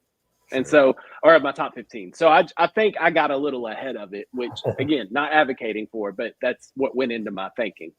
Yeah. My only reason was just if Westwood's 1 and Love Lady's 3 and they both lost by, and again, I know I should have looked, and I'll admit I didn't probably look close enough at competition, but I was like, I don't know how both teams can lose. And you know what I mean? They were, because I had Love Lady at 3rd. So I'm like, five place drop was pretty big to me versus the difference for me was Love Lady put up 60 points. Like they win, you put up 60, you win 90% of those games, where Westwood just, you put up 20 points. That's with that type of offense too. Like the way Westwood plays offense, they should be putting up a ton of points. So I don't know what happened in that game, but that loss is surprising. And I admittedly have Elysian Fields too low. I was a week late to that party, and so they've moved up in my poll, but they're sitting at 8th because they came in late. I didn't have them ranked early, and so I was probably a week late getting them in, and so that's kind of caused them to not be probably in my top 6, But that's why you do this, right? I mean, the problem here is there's really we could put this to a 20-team poll, and we'd still probably have a team that was deserving of being ranked that would be not in this because of we would be having the Jaron poll then if we were doing that. But really, you look at Dangerfield could be in here, right? I mean, I didn't have Jefferson; they could be in. I don't have Atlanta in, so that's probably skewing where they're at because I don't have Atlanta in my poll at all. Right, you got Garrison and Joaquin who've kind of made a comeback a little bit. So I mean, there's teams that you could justify being in that 12, 13, 14, 15 spot, which is what makes this fun, right? I mean, that's the thing. Like, it's a deep group, 3A, 2A TAPS. I mean, so I've got my eye on a few teams though. Like right now, I've got like St. Augustine. I want to put them in, but there hasn't been any like of the teams I have towards the bottom. I haven't had anybody lose, so I couldn't yank anybody out. That the only one that was close was West Rust. Actually, I didn't move West Rust this week, even though they lost, because I already had them where I felt like they fell. They played a really good game to the number 1 team in my poll, the Troop Tigers. And so the game was close, and I thought they played well enough that I wanted them still there. I think them and ARP are close, and they're 2 spots difference in the poll. Obviously, whoever wins that will continue to stay or move up, and the other one will drop. But I just thought where I had them was a good spot. They weren't down far enough. St. Augustine's definitely one I'm watching for, though. Another one I'm watching for is who was the other one I had? Look, there was 2 teams I had there I was kind of looking for. The other one was Grapeland. I think Grapeland's a team that they have Lovelady here in a few weeks, and they've still got a chance to get that 2nd spot in that district. So Grapeland's a team that kind of flew under the radar a little bit. We had them in our poll early, and they kind of had some losses. They're a team that I think could still move up in mine. Who you got anybody that you're watching for specifically in your poll at the bottom of this one? Dangerfield is for me. I mean, I think that's the one that sticks out. I put St. Augustine in this week, so I'm already ahead of that one. I have Grapeland in already. I think there's a lot of 3A teams that I think could be that are on the outside looking in, knocking on the door. Same thing with 2A. I think there's a lot of those teams. Maybe we need to start keeping an eye on All Saints. maybe All Saints can sneak in there and get into the poll at some point. So I think that Dangerfield, though, is the one that I really need to keep an eye on. Jeremy? Yeah, that was the first name I wrote down was Dangerfield. That wasn't in there, in my poll. And then, like I said, I don't have Jefferson in, and they made the poll, right? And so I think those are two. And so I mean, again, like the next couple weeks are gonna shake a lot of this stuff out as these teams that are in or not quite in are facing each other. You kind of start shuffling those things around, and and again, I'm not advocating for the 20 team poll. I'm just saying I think we could get 20, and I don't know that people would say, oh, that team doesn't deserve to be ranked, right? Like that just shows you the depth of this area. You could put 19 or 20, and you could justify why they're there, right? And so I think that's the cool thing about it in some ways is there are 4 or 5 teams in that 14 through 19 that are real close. Yeah. Well, and you could looking at the top, we did have a unanimous top team. Troop got all the votes. I don't know if it was recency bias because he just saw him, but the only Matt Enterprise got one vote at number 2. Jeremy, can you tell me who that probably was? I'm gonna go with the Jaron Peoples. Yeah, he got them up to number 2, which I mean they're a really good football team. I actually moved them up. I think I had them at 4, but that's where I had them. It's just Winsboro. I don't know. Yeah, how can you jump those 2 teams that don't lose, right? And again, that was kind of that same thing with like in the other poll, where I had Henderson sitting there. They moved up by default because some teams in front of them lost. They didn't do anything necessarily. They should have been. They're probably closer to 15, but when you had 3 teams in front of them lose, you can't leave them at 15, and so I think that's sometimes what happens too. But yeah, I think they can run with a lot of teams. I would love to see Mount Enterprise and Frankston. Like I would pay some serious cash money to watch that game because that Frankston defense against Kagan Ash, like give me that all day, right? Like yeah. Give me that anytime. If we can get that thing scheduled, that would be crazy, right? Yeah. Well, and that was talking about big viewership. We talked about Westwood.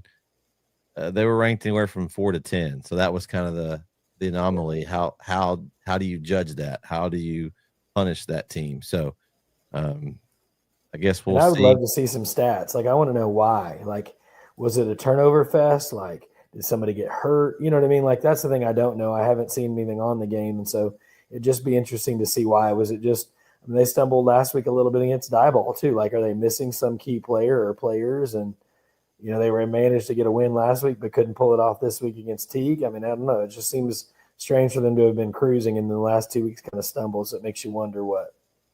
Yeah. Well, and one thing before we get to start picking this week, I didn't talk about the overall pick'em lead.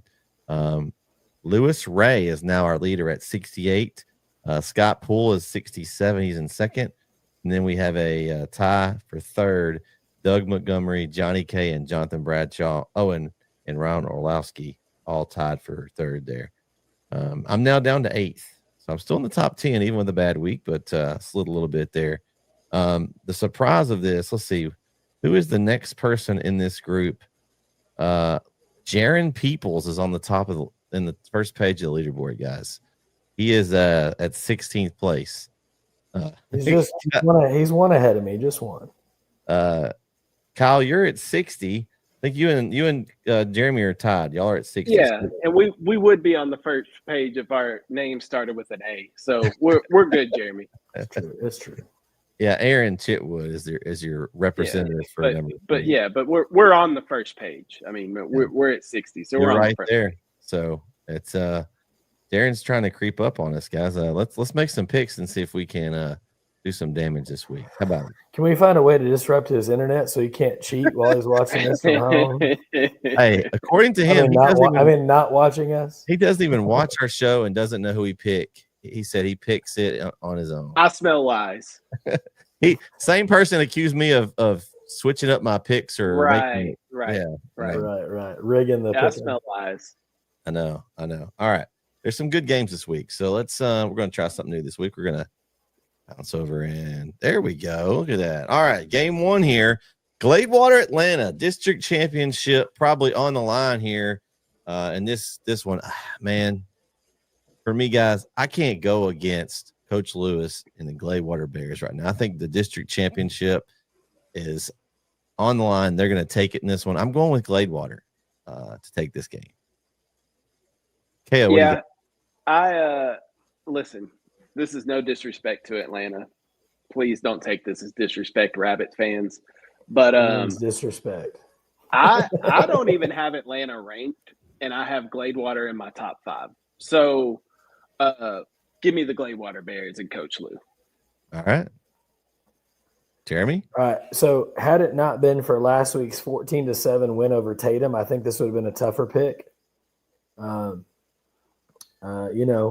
But man, I think I'm gonna join you guys. I think Coach Lewis is doing some good things.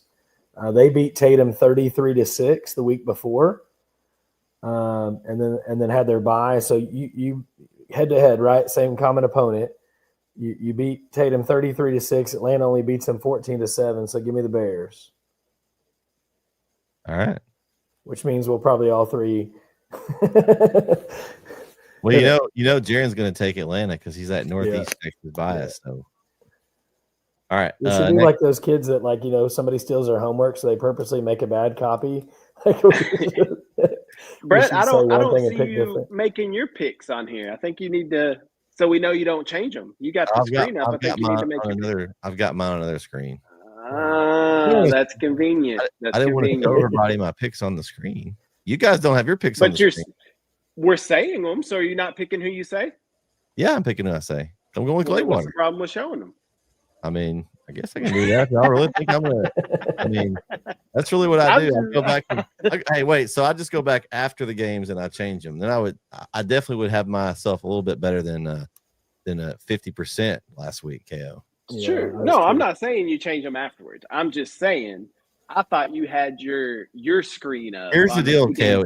If you watch the show every week, like everyone should. I'm in the show, so I don't watch it. No, I'm just saying those out there can watch the show. They tune in every week and they can write down my picks and they can see how many I have correct.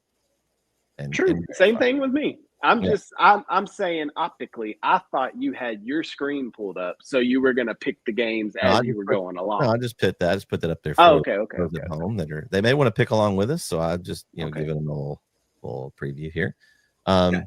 Game 2, Corsicana Mildred visiting the Carlisle Indians. A game we'll have live on NETSN, and this one's a big one. Both teams coming at 2-1 in district play. Mildred coming off a big win over Kearns, 37-13. They also beat Cayuga 35-21. They were a little closer to Frankston, but this one's tough, man. I'm gonna send this to Jeremy first.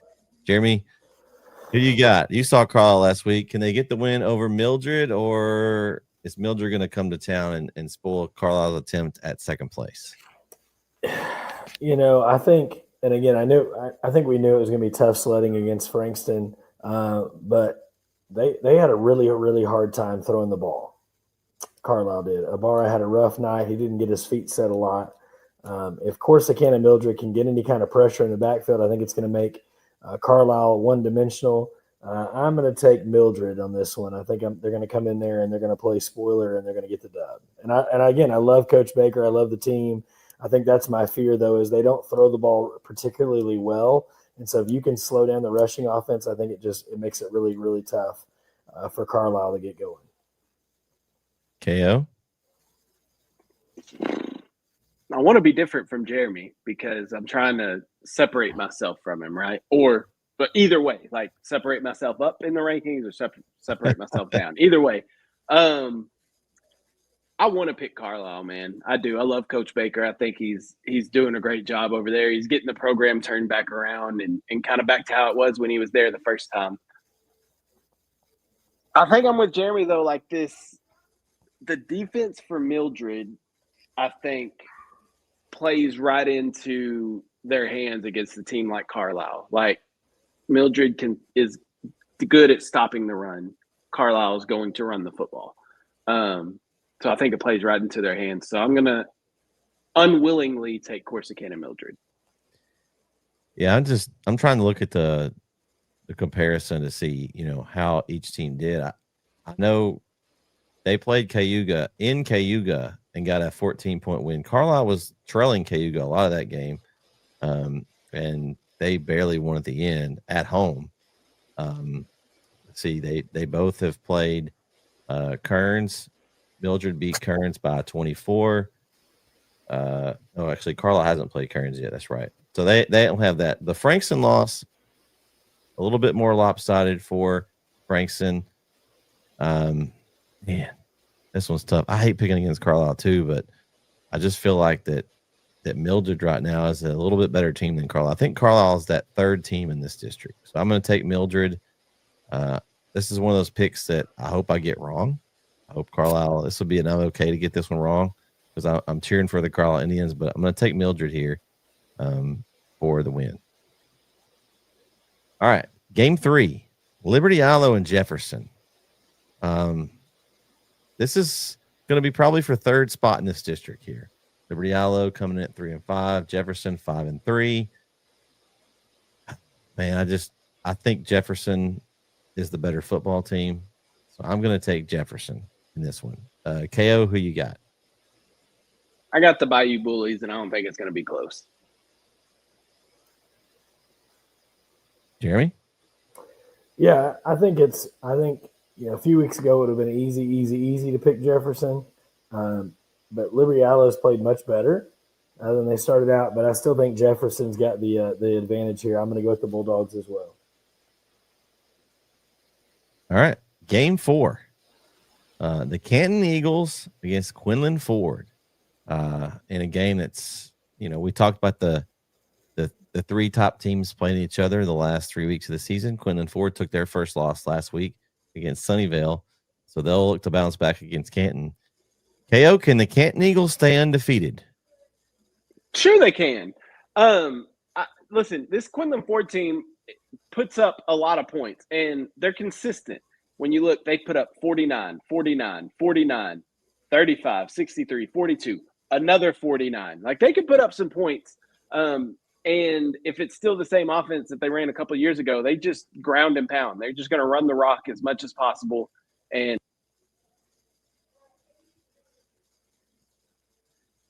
we lost you, KO. Did your headphone die? Do you hear me? Oh, there you are. Yeah, we can hear you now. You were like grooving on your thing, and then we just lost you for a second. I know. Yeah, it died. I got to put the new one in. But yeah, I think, Quinlan likes to run the football, but what is Canton's strength? It's their defense. They don't allow a lot of points ever. So I'm going to go out on a limb like I did last week with Lovelady and say defense wins championships and defense is going to win this game. Give me the Canton Eagles to remain undefeated and go to 9-0. Jeremy? Man, I'm gonna go with I think I want to pick against KO too to get ahead of him, but I don't know that I can pick against the Canton Eagles right now. I mean, they've, like you said, their games have not been particularly close, and they've not given up many points. I think 20 is their most on the year, somewhere around there. And so I think this is going to be a fun one. I think this will be a great game. I'm going to take Canton in a close one. I don't know if this is bad or good, guys, that we're all agreeing tonight. I don't know.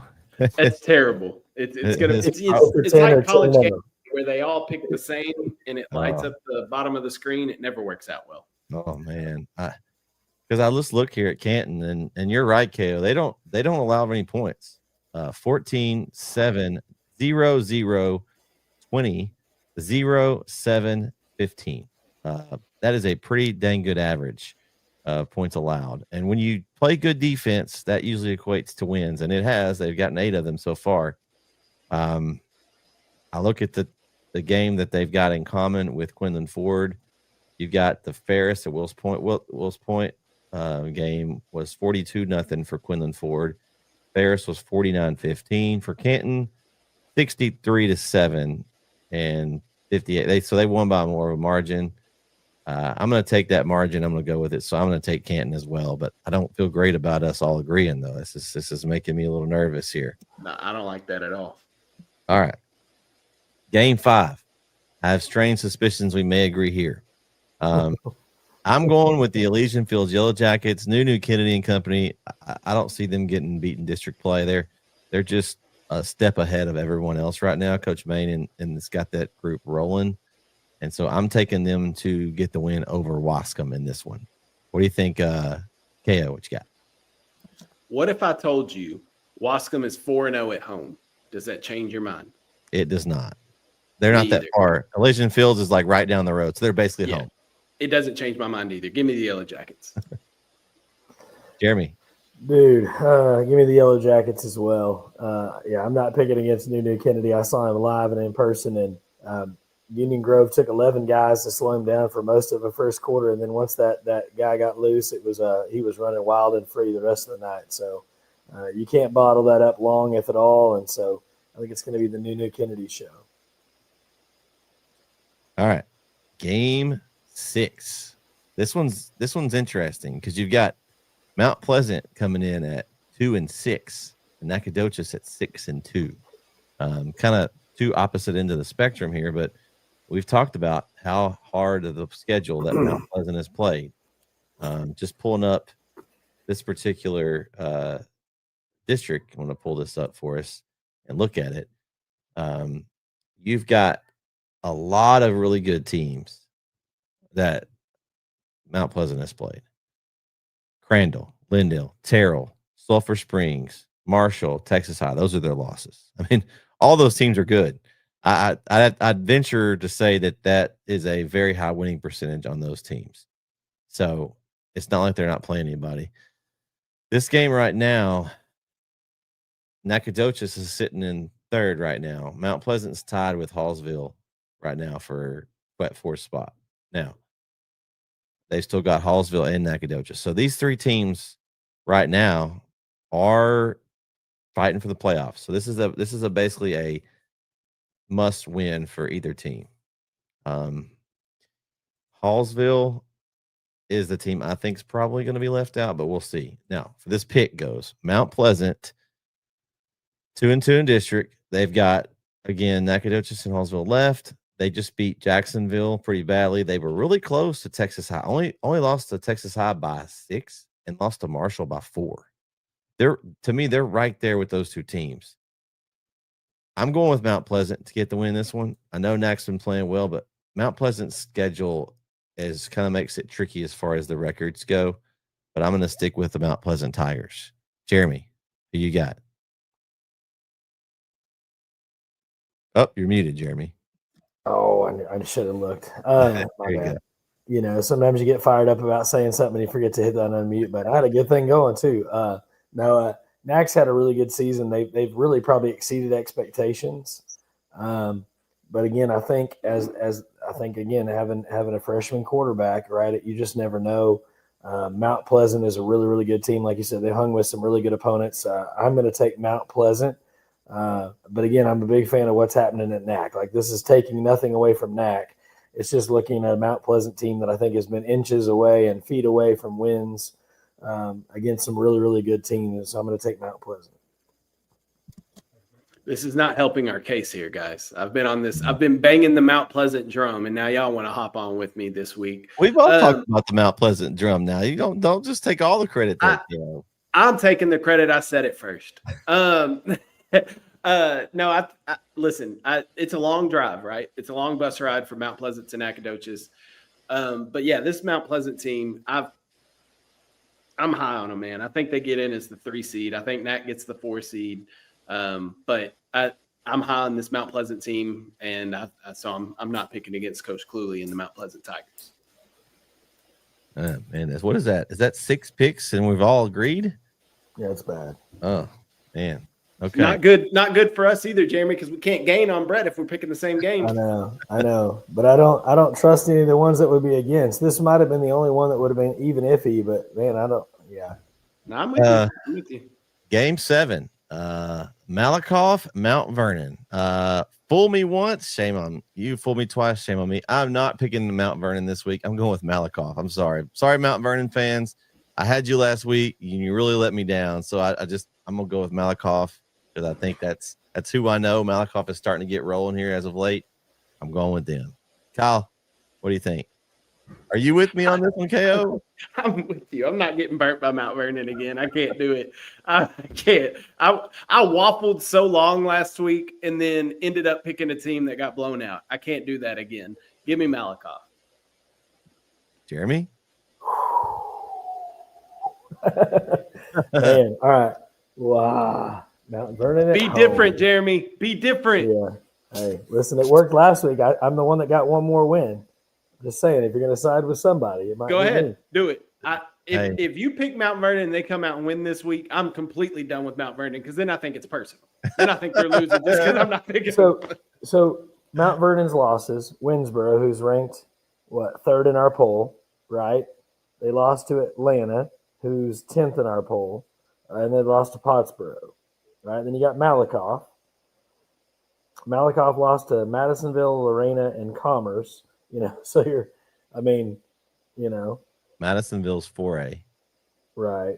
Lorena is a state power. And right. Commerce and is Commerce has been unbelievable, right? And so you're like, okay, this is not helpful, right? Like,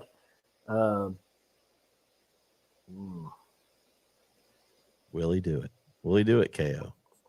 Do it. Do it. Hey, look at my shirt. Look at my shirt. Nike's saying. Pick the purple team. Give me Mount Vernon. Give me Mount Vernon. I'll be the naysayer, and then you guys remember this next week. Okay. And who knows? I might have to eat my words. I haven't been great. If Mount Vernon wins, I'm going to Mount Vernon and causing a ruckus. I might have to bring my Malakoff gear out next week if they get me the win over this one. Oh yeah. Yeah. Yeah. They love us in Malakoff, right, KO? You're absolutely right. Go cough, baby. Let's go Tigers. There we go. Game 8.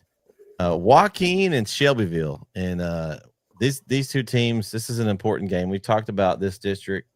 Every win is important. This one, especially down at the bottom of this district, you've kind of got, Joaquin is right now, I think 2-1 in district, and Shelbyville's at 1-2. So Shelbyville a little more important, but still every game is important for seeding. Not that I think the seeding is going to matter too much in this district, because I think they may sweep round one. This district's strong, but I'm going to go with the Rams because they've been more consistent this year. Shelbyville is they've been very inconsistent. And so I'm going to go with Joaquin to get the win. Do I think Shelbyville has a chance to win this? Absolutely. I think they can win this game. I just think Joaquin, again, has been more consistently good this year.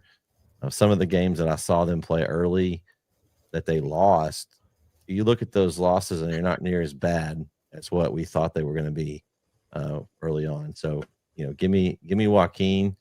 I think they get the win.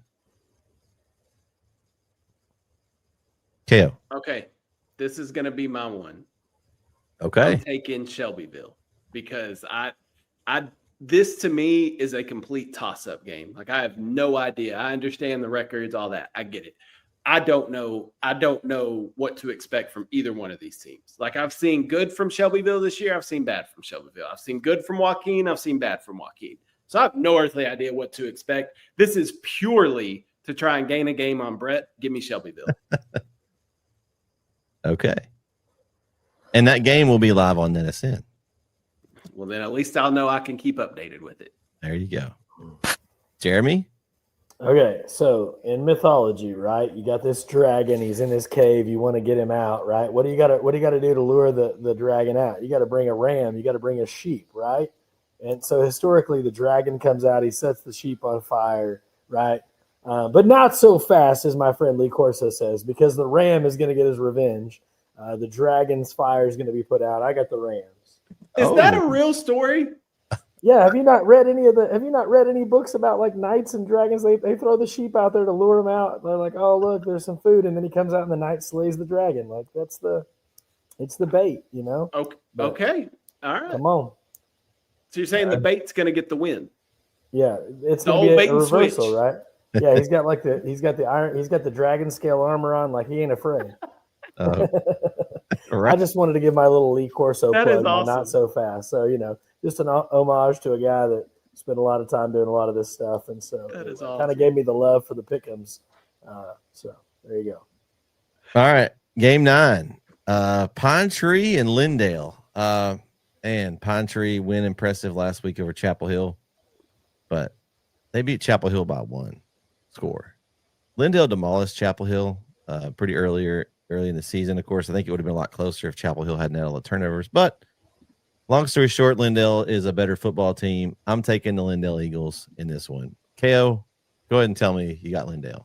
Go Birds. Yeah, absolutely. Give me Lindale. I do think it's going to be a close game, though. I don't think Lindale runs away with this. I think it's going to be a little closer. I think Pine Tree is playing some really good football right now. And if Lindale comes out there and doesn't bring their A game, which I know Coach Cochran will have the boys bringing their A game. He said this to me multiple times, is you have to bring your A game in this district every Friday night or you're going to end up getting beat. So I have no doubt that the boys will be ready to go. Give me Lindale in this one, but I do think it's a little closer than expected. Okay. Jeremy? Again, we're going to go 3 for 3. Give me Lindale. I think it's going to be by 2 scores. Okay. Game 10. Henderson travels down 64 to take on the Chapel Hill Bulldogs in a game for the playoffs, basically. Winner is in, loser is out. Man. I don't feel good about picking my Bulldogs, but I'm going to pick them in this game. I don't feel great. They haven't played well. My only confidence is that Pine Tree spanked Henderson a few weeks ago, and we played right with Pine Tree to the end. And that just doesn't make me feel good. Like, that's not how I expected this season to go. But I have confidence in Coach Reardon, Coach McFarland, the rest of the staff, that they have done well in playing playoff games over the last few years. Kyle, can you tell me how many playoff games Chapel Hill has played? It's been a lot. Jeez. Well, we're close to 20. Let's probably, see. So what was that? 2020, they played 14? Because they made it to the 4th round. They played like 3. I think they went 3 or 4 rounds every year until last year. 4, let's call it 10. They've played at least probably 20 playoff games in the last 5 years. And they've won quite a few of those if they were able to keep playing. I think this is basically going to be a playoff game for the Bulldogs here. So they're going to be ready. They're going to be prepared. It's at home. The crowd will be there. It'll be, they'll be in the construction zone. One last game in the stadium before they redo the press box and all that. I'm going with Chapel Hill. KO, what game is this? This is the Red Zone game of the week this week. So, unfortunately, this is not a shot at Chapel Hill. Unfortunately, I have to go to Chapel Hill, though, and deal with all that construction and all the chaos that is around the stadium. I already know I'm going to be parking at the church because there's not going to be anything near the stadium that I can get into. So, and I already know the signal is going to be trash out there. So those are a couple things I'm not looking forward to. But as far as the action on the field, this is, it's a playoff game. We're starting the playoffs a couple of weeks early. This should be a great game on Friday night. Really looking forward to this one. Chapel Hill, every time I've seen Chapel Hill this year, I'm impressed with them on offense. Like, offensively, I think they're phenomenal. They have so much talent all over the place.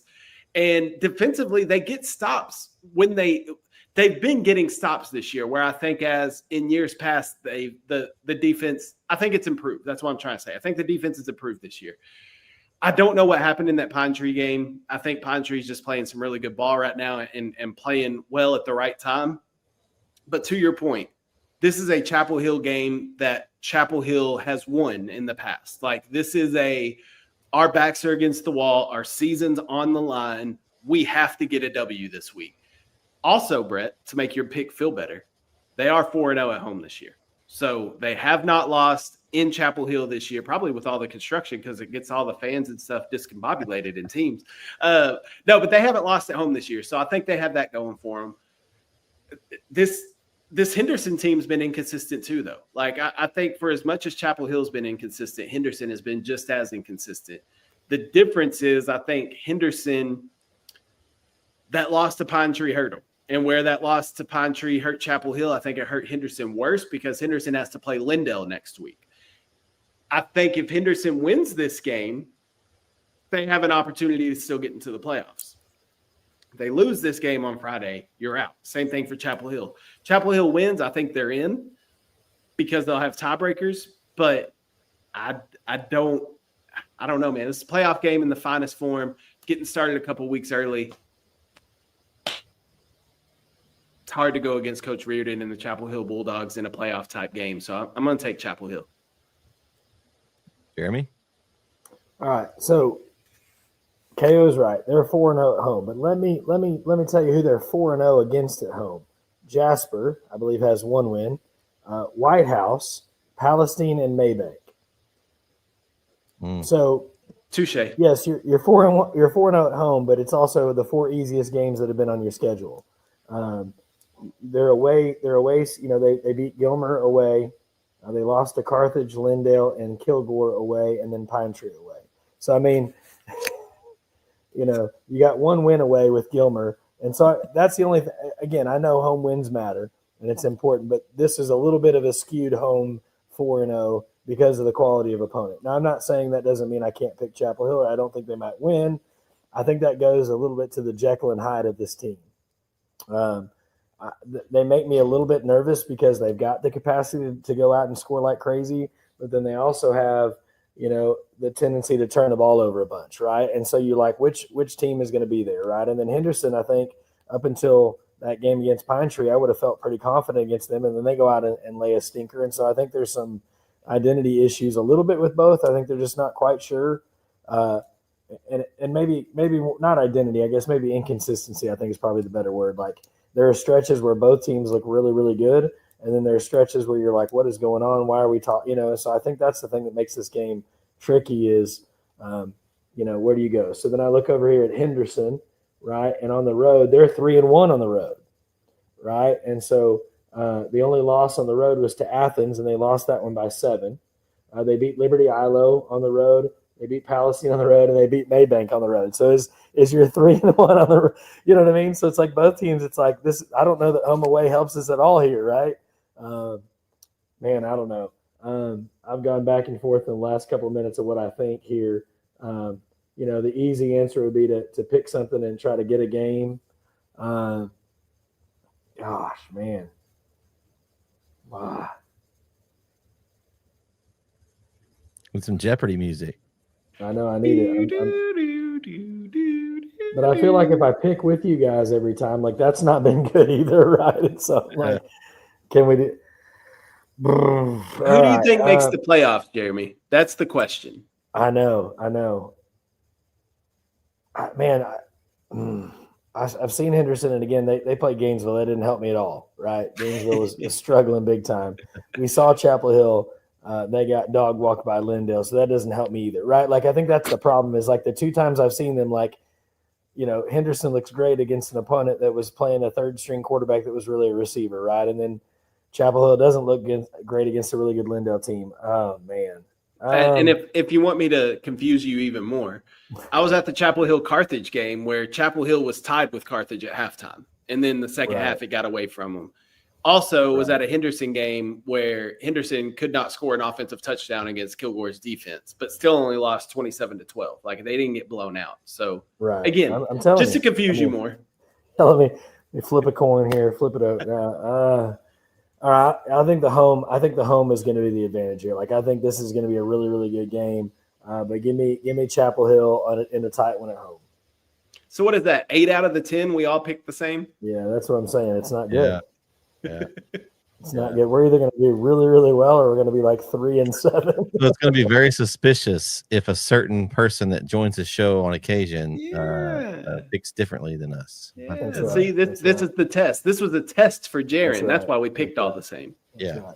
Mm-hmm. All right, so let's just look through some other games we've got. So on Thursday night, we'll have 2 games on NETSN. We've got Mount Enterprise and Overton. Jeremy and I will be over there in Overton for that one. I'm excited to get to see Kagan Ash in person. We'll also have the Grapeland Sandies and the Tenhall Tigers. I think the center guys are going to grab that one. I think Larry's going to be doing some volleyball playoffs, he said. So we're going to have that game as well on NETSN. So those are the 2 games on NETSN. There's really not any other games on Thursday around the area. So if you're not doing anything Thursday night, you want to watch some high school football, tune over to NETSN. We'll have a couple of games there. Then, of course, Halloween night, we'll have football across the network. Brick Hill will be traveling to Bishop Dunn take them on in a district game. They need to go ahead and continue to take care of business. They've got 2 more to try to wrap up that 3rd spot. Y'all mentioned it earlier. ARP will travel to New Diana. Be an interesting game. ARP coming in right now. Do they look ahead of the game for next week that could be possibly for a 2nd and 3rd seed, or they take care of business against New Diana? It's one of those things like you got to make sure your guys are focused to do that. Let's see. We will have, I think, this game's on NETSN. Tatum and White Oak. I think Jaron will be going to White Oak next week for that one. So that'll be a game we'll have on NETSN. Hey, the battle for a district win between Maybank and Palestine, guys. That will be should be a barn burner. Hey, a big win for either team. Sure the coaches will be getting them up for that one. As I'm going through here, is there any games that you guys have on your pick'em? I'm scrolling through here, or that not in the pick'ems that we need to kind of watch for? Pittsburgh and Pleasant Grove. Pittsburgh travels to Pleasant Grove. I think that'll be a big test. I don't know that Pittsburgh gets the win, but I think it'll be a litmus test for where they are. Right? I think PG wins the game, but I think it'll be a good test for Pittsburgh to kind of see where they land and kind of where they shake out and kind of give them an idea. That's a big one. In that same district, Gilmer at Spring Hill that's for your 3rd and 4th spot in that district. Which is crazy. 2 wins each. Right. Yeah. Yeah, well, Gilmer's it's kind of skewed there. They've got Spring Hill and North Lamar to finish. So most likely they should be 3 and 2. Pittsburgh and Van will also probably be in that same spot because Van still has Pleasant Grove as well. So the question will be, what's the tiebreaker? Like, what is it in that district? Is it points between the 3 teams? Because if it is, let's see, Van, they beat Gilmer by 10, so that's plus 10. They lost to Pittsburgh by 3, so that would be plus 7. And then you got Pittsburgh, who beat Van by 3, so that's plus 3, and then lost to Gilmer by 11, so that's a negative for Pittsburgh. So negative what? Negative 8. 7? 8. Negative 8, yeah. And then Pittsburgh won by plus 11 over Gilmer and lost to Van by 10. So they're plus 1. So Van would have the tiebreaker. So Pittsburgh is the 4th seed, unless they can go into Pleasant Grove and get a win against Pleasant Grove, which probably or Spring Hill upsets Gilmer. Like, I don't think that's out of the realm of possibility. With how Gilmer's been playing this year. I don't think it'll happen, but I also don't think it's out of the realm of possibility that it could happen. But yeah, that would be a tough break for Pittsburgh, man. They had a chance, and now they would fall to that 4th if that's how it shakes up. If that's how it ends up there. A game we'll be at, Jeremy, on Friday. Buffalo will come to town and to take on the West Rusk Raiders over there at Bruce Bradshaw Stadium. We'll be over there to cover them, and a game that West Rusk should take care of. And again, I think them and ARP are on a collision course, and you can't overlook the teams in front of you. You've got 2 teams that are hungry for a win to try to stay alive somehow, and so you can't overlook those games. Union Grove got a and big one. Beckville's I think you may have said it, but Athens Center is a big one. They're both right now. They're 2nd, 3rd, right? So that's a battle for 2nd in that district. Both of them sitting at 2 and 1. You said Union Grove, KO? Union Grove and Beckville. That's a big one in that district race. Let's see. Timpson Garrison's the Battle of the Atoyac is a big one this year too. Yeah, I mean, it is. Well, and the Fairfield Westwood one, right? I mean, like, it lost a little bit of its shine with Westwood taking the big L last week, but that's 8-0 versus 7-1, and so. You think? I'm curious to see how Westwood comes out and responds. I was going to say this will be a telltale game of where Westwood is. Where is there something going on, or they just have some bad weeks, and it took a loss to get them refocused? Will they be refocused enough? And if you remember last year when all the sign stealing allegations came out, it was Fairfield and Teague that were kind of spearheading this whole thing. So Teague got a little monicum of revenge this week. Does Fairfield come out for revenge again this week? after last year. So I think, but it's curious, right, to see what happened. I know they lost David Russell, which is a big part of their team, but I don't know if it's that big. You know what I mean? Like to get beat like that. I don't know. That's very interesting. Let's see. You got Honey Grove and Cooper. I know that's a little bit outside of our range, but those two teams are in that. They're always kind of the rival in that district. They're playing each other this week, so they're not in our poll, but they'll be two teams that probably will play against some East Texas teams coming up in the playoff rounds. Kearns and Cayuga, guys, big game there. Big game. I think a must win for both teams there.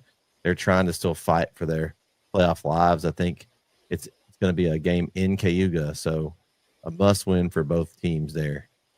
So that's a big one. Let's see. Anything else? Lufkin, they need a win this week. KO. How bad does Lufkin need a win this week? About as bad as you need oxygen to breathe. Is that they need it. But also, going with the bigger schools, that Longview North Forney game is a big game too. Yeah, that's huge. And of course, Tyler High needs a win, or they're off this week. Sorry, but they need a win the following week, and they need some help this week to even have a chance to get in. Yeah, that's they played Red Oak the last week, I think. Yeah. Let's see. Anything else here? You mentioned the Union Grove Backfield game. Yeah, that's definitely a big one.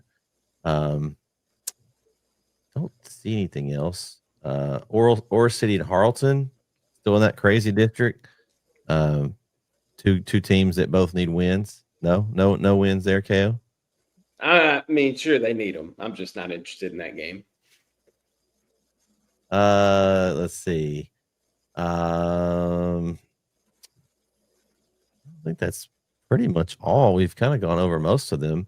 I know we hadn't talked about this, but can Solana stay focused and not be distracted with what's going on in their program right now with all the controversy and everything going on? I'm not going to go into it too much. I'm sure everyone's probably already seen it, but if you haven't, you can go look. But I mean, the fact that you had a coach and then he's not going to be around for right now and to stay focused. I mean, their program is like it's in similar range of like a Carthage or one of those. They're always good. Solana's good every single year. Now the good news is they've got Nevada Community, so it's 1-7. I mean, it shouldn't be a tough test, right? So it is. But you've got. I mean, this is going to probably be and it's going to be on the news. Kids are kids, right? Can they, put out all the stuff and the noise from the side and but when it's a program like Solana that is so good in such a factory.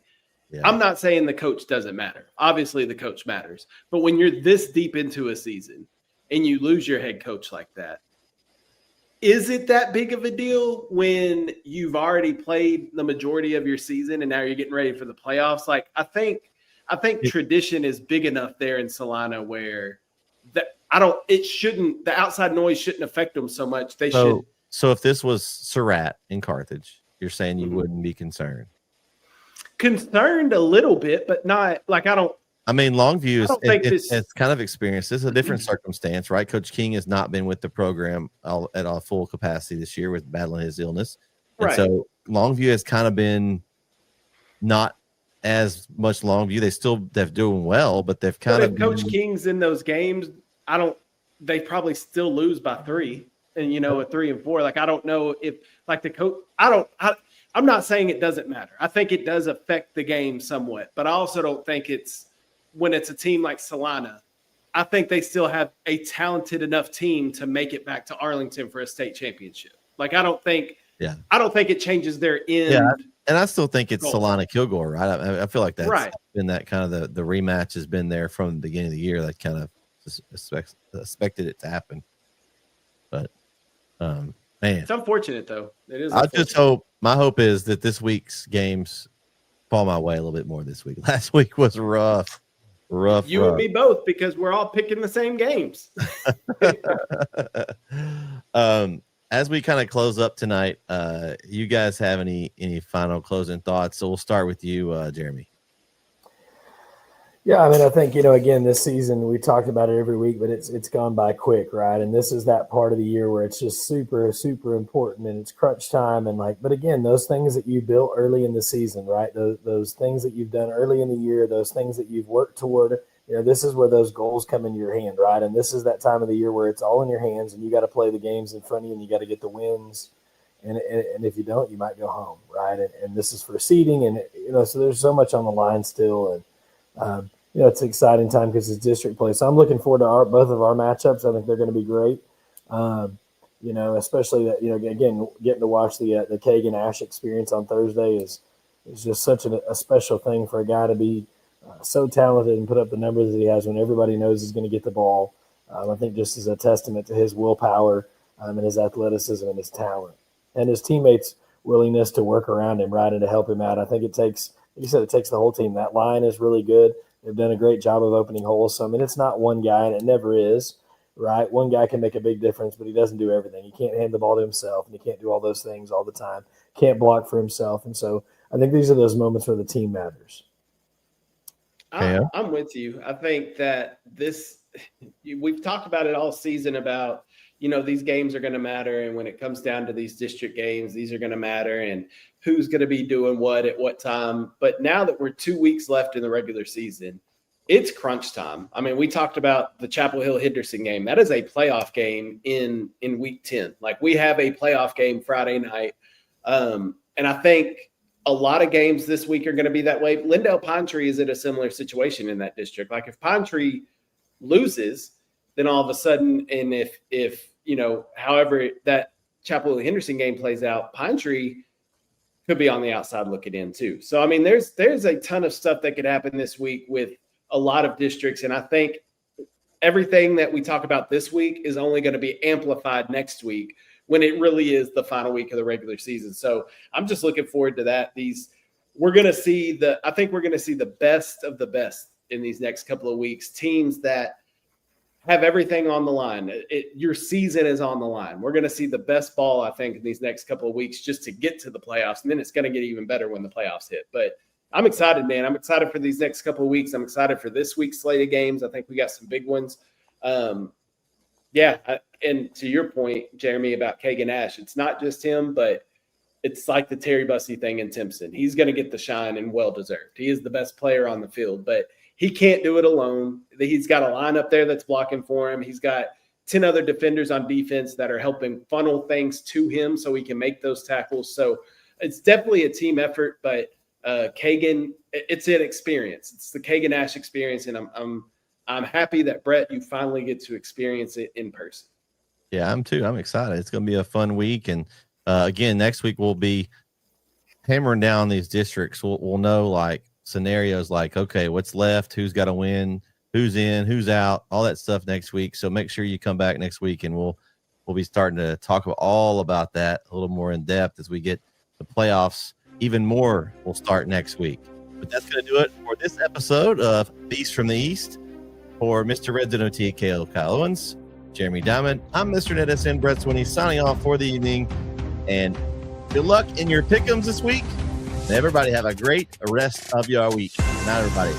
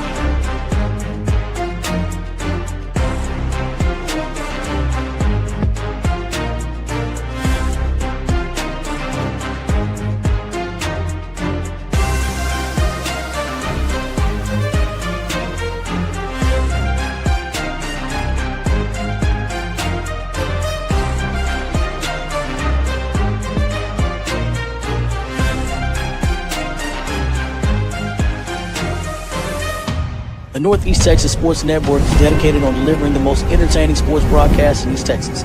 And if you're interested in having your next sporting event streamed live, visit us online at NETSN.